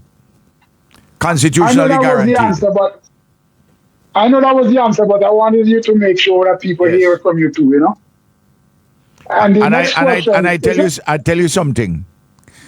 If anybody comes to our meeting and the rally and they discriminate against that person, and I have the evidence they do so because of that, well, you always see a side of me which I'll never see. That's all I say. They will see a side. They will see a side of me they never see. Because remember, I tell everybody. Let me just say this. I tell everybody already. I know some of them want to do me harm and to shorten my time on earth, which I have remaining. About that, I am not fearful. And if I'm not fearful about that, I'm not fearful of anything short of that. And take it from me, this man who you're here talking to you. That's why I tell you I ain't going nowhere. I'm going to be with the people of St. Vincent and the Grenadines.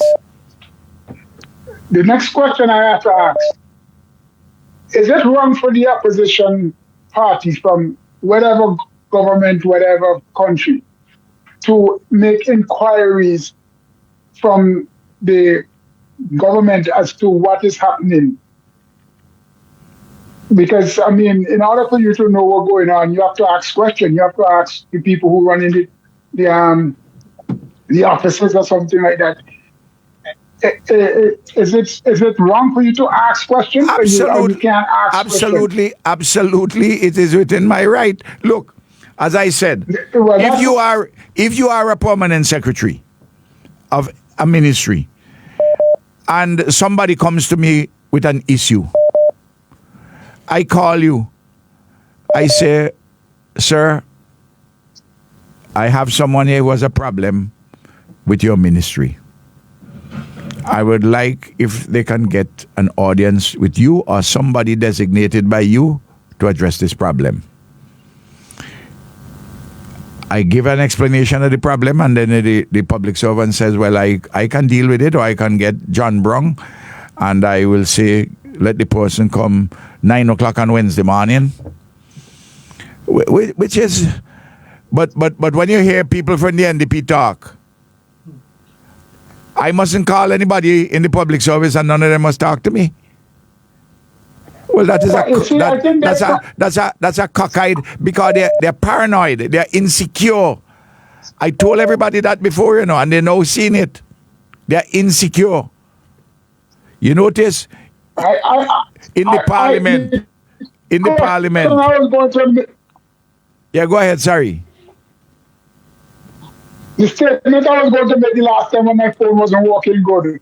I'm thinking that the NDP is running a country of Trumpism, Oh, where you yes. cannot say nothing because if you open up your mouth, you either get fired or they victimize you by any means necessary. Because with Trump out here, if you say anything and Trump really wants you, he move you, he fire you, try to. I mean, you can't even say prayer about Trump. And if Trump really wants to get you, he come after you. Well, the difference between difference between America and here is this: Trump will be surrounded by a whole heap of people, and they don't have relations with other people and so forth, and could be isolated and insulated. But St. Vincent too small for anybody to be isolated or insulated. That's what I'm saying. It's like you have to walk the same street, you have to pass. You gotta go somewhere. You got to think. So you. But I have seen an amazing transformation. I know they were in quest of status. I've seen an amazing transformation among some people. People who want people drive them. People who want. Listen, there are two offices in the land where, from time immemorial, that you have official transportation. The official drivers, the Governor General and the Prime Minister. And then, of course, we had instituted the system for the leader of the opposition when we were in government, and for other things for the leader of the opposition. And those are the offices. But apparently, even somebody junior, who is even a parliamentary representative, want official driver and have them drop in home. Not in the night, During broad daylight, they ain't going to no government function, It's not. Listen, if a man, let me put it this: if a minister, let's take the Minister of Agriculture. You could take any minister. The Minister of Agriculture is going to the Orange Hill Station, agricultural station, to view it and visit it. That's fine. The Minister of Agriculture is entitled to have whichever vehicle is going out there. He rides with it. There's a driver driving that vehicle. He goes there. He comes back. What you can't have happen is he gets a vehicle owned by the ministry where a driver drive him home in that vehicle and come for him on morning. Because everybody in Parliament gets duty-free concession up to 75% for a personal vehicle. You see what I mean? And you get transportation allowance too. Yeah. You see where I'm coming from? Everybody in Parliament. Yeah, but there's not. Everybody in Parliament who the different levels, you have different levels. The Prime Minister will have, they have official vehicles for the Prime Minister, official vehicles for the Governor General. In my case, I had to buy my own vehicle. That's fine. And we have some other countries, the government provides the leader of the opposition with a vehicle. Here, it doesn't happen. The government, I got my own vehicle, but I need the security. They ain't giving me the adequate security, but I live with it. You know what I mean? Yeah. I live with it.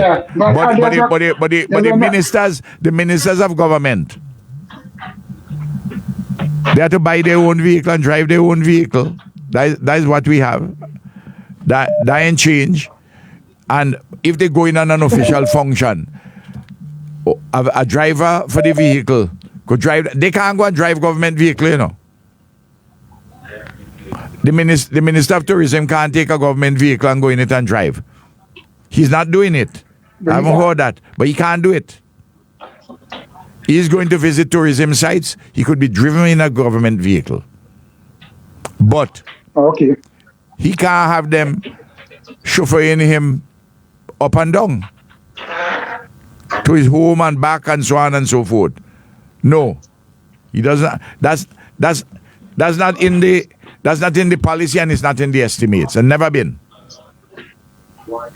Some Caribbean countries have for certain ministers, senior ministers, official drivers and official vehicles. If that is what we are going to have, we have to debate that in Parliament and we have to agree on that. You understand what I mean? But I want to see them come and try this in this guava crop in St. Vincent. I want to see them try Another that. thing I want you to deal with, not today, but when you come back next time, I want people to understand that the system of a gang, because I can't see that St. Vincent has no gang. People. When I come back next time, I will deal with that. I deal with it in Parliament already, and I invite anybody to go and look at what is the meaning of gang. I talk like a social scientist. There's a federal definition in the US for gang. In California, there's a different definition for gang in California. There's a different definition for gang in America, in Europe, a different one in Britain. So the point is this: when they go about and they say gangs overrun in St. Vincent and the Grenadines, and you have 6 and 7 gangs the 6 and 7 gangs overrunning the schools and all the rest of it. When the fellas talking like that, no wonder people want to issue advisories about St. Vincent and the Grenadines. Yeah, because you have to understand, the combination of a gang outside of St. Vincent is not the same like what people call it. A group of guys, because that's how we used to go to school. I remember going to school that we had little groups of us. We would have little skirmish with each other, but there was no gang, like per se gang, because for you to have a gang, you have to live within it. Like take for instance the Blood and the Crips. Those people go to one particular school. They don't mix up. You won't find a Bloods and a Crips sitting down in the same class. In following what you're saying, either the next time or the time after the next, I will do an analysis which I did in Parliament when I was Prime Minister. Yeah, because I want people to talk about it, because a lot of people using this word gang, yeah. And I want people to understand that. Well, I spoke about associational groupings of persons who have a criminal purpose. Yeah, but there are certain things which inhere in the definition of a gang, which are not present in a lot of what they're talking about gangs. And the thing is that what you need to do is to know the details of these associational groupings and don't have a catch-all phrase gang to cover everybody, because you're making mistakes with that as to how you tackle them. In the same way you're making mistakes that you want to go to the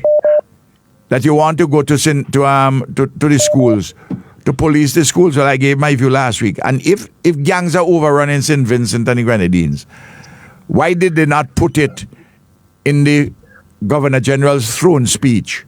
Why the Prime Minister didn't mention it, nor the Minister of National Security, to say that they will bring in anti-gang legislation in which they impose certain restrictions and so on? Because fellas are talking loosely. And if those things arise, I will deal with them from my knowledge, from my information, from my knowledge, from my experience, from my wisdom and my judgment. And these are the things which these are the tools which I use. These are the tools which I use, and people can hear me every week using these tools. And that's why other people call me all over the world to come and talk to them. But you have some people in St. Vincent and Grenadines that don't want to hear me talk. But I go talk. Thanks, man. Let somebody get in. All right.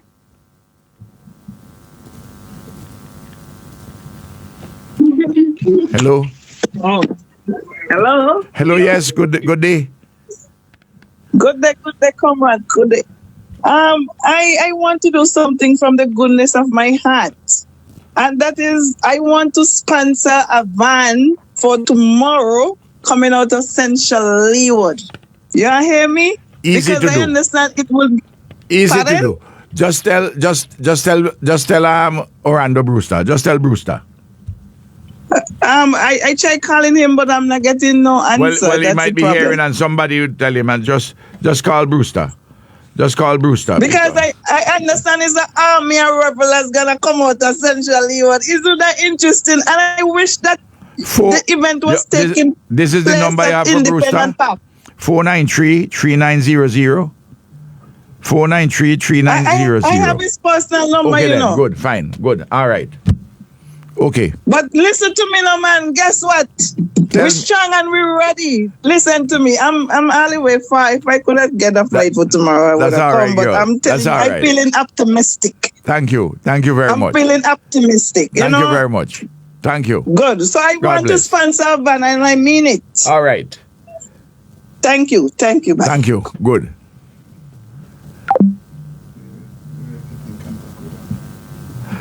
Is there? Well, you'll tell Brewster to touch base with her too. Any other question which came in? One other. Let me get it up here.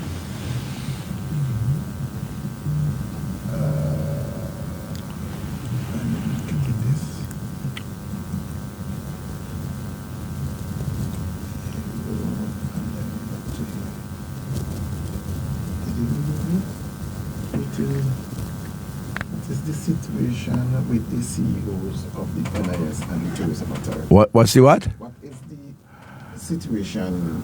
What is the situation with the CEOs of the NIS and the Tourism Authority? I don't know about the Tourism Authority. I understand that there are some differences between the cabinet and the board of the NIS as to the person who should succeed Stuart Haynes. I don't know if they've resolved that difference. I understand that there was a difference. And unless the cabinet has some strong reason to resist the board, they should pay a lot of attention to the board which they have appointed. I say unless there is some strong reason why they should resist the board on a particular matter, they should weigh very carefully the advice and very favorably the advice from any board. If you have to move strongly against the advice of your board, it means the board's credibility will then be in question. Certainly the chairman of the board's credibility would be in question. And then they will do things which are logical if your credibility is in question. One person is reminding you that the finals of the West Indies Cricket Championship held at the Issa Vivian Richards ground had to be stopped after 4 balls because of a defective pitch. This is after a match had to be called off at the same venue because of a dangerous pitch. Remember, all this is happening. I don't know why they went back there. And they are calling for the resignation of the president, Chris and Miles Bascom. I don't know why they go back there. They could have go at the Antigua Recreation Ground, which is an old ground, or they could go at Coolidge. Which is owned jointly by Cricket West Indies and the government of Antigua, as far as I know. But oh Heavenly Father. Oh God, sorry, I shouldn't call the Lord's name in vain. I apologize to the Lord. But I can't help it. The pain and anguish is, palpable. All right. No, another question. That's it. Well, 2 hours. How many we had today? 4 hours? Not a bad shift, eh? As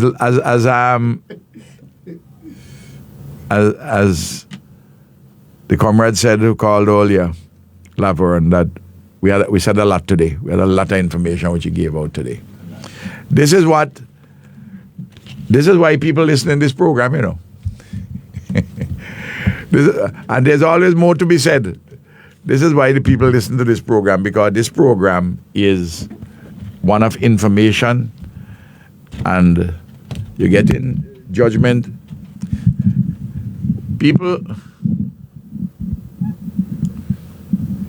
are offering to pay me to come and deliver lectures at different places, you know.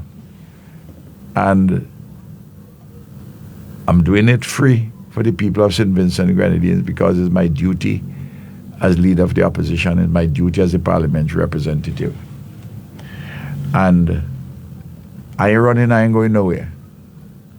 And Bling, even when I leave representational politics, when the people of North Central Windward advise me to leave representational politics, I ain't fading away. So long as the good Lord give me strength and keep my brain going like how it going now. I see some of them want to attack me on all kind of grounds.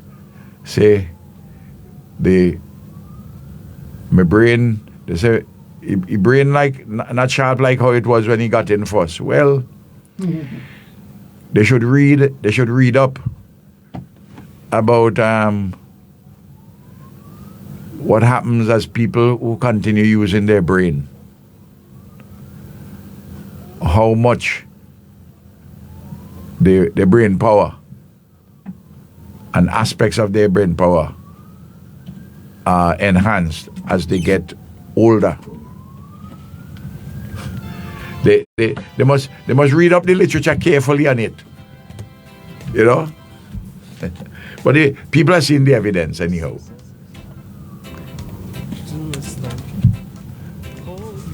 Thank you, all the best. Up high. Keep your head up high. And don't be afraid of the dark. Be afraid of the dark. At the end of the storm. At the end of a storm. There's a golden sky. There's a golden sky. And the sweet of a song. Of the lark, the beautiful bird.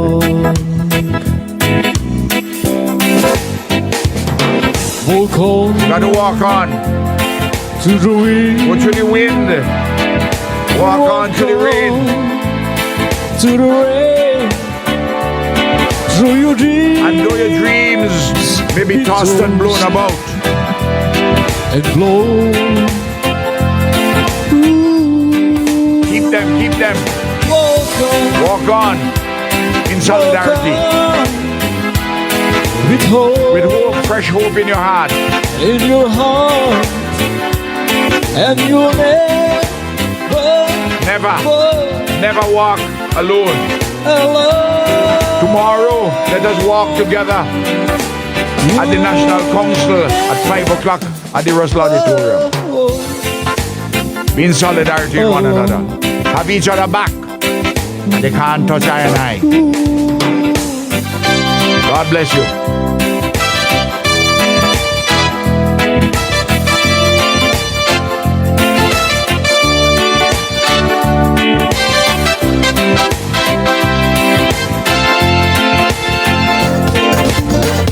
Yes, it's labor again. Look before you leap. We not turn back. So most definitely tomorrow, 5 p.m. at the Russell Auditorium, ULP National Council meeting taking place, and you gotta come on out. And once you continue to listen to Star Radio, we will continue to give you the vans coming out of your constituency. So keep it locked to 98.3 and 104.7 as we continue to bring to you the facts, continue to bring to you the happenings here in St. Vincent and the Grenadines. No matter how much they try to hide up things, we will expose them. The journey begun. We We knew the road ahead. They say never trust a man who is silent. Have things going on that he doesn't want you to know. And we here on Star Radio will expose those activities for you. Yeah. So remember tomorrow, 5 p.m. Russell Auditorium, ULP National Council meeting. Remember, get in contact with your area rep, the candidates, the caretakers of your constituency. Find out which vans coming from your area. Okay? So take care. This is where I gotta take my leave. Been here since 5 a.m. this morning. This is where I gotta take my leave from radio, but I'll be here still. So take care. This country means too much to me.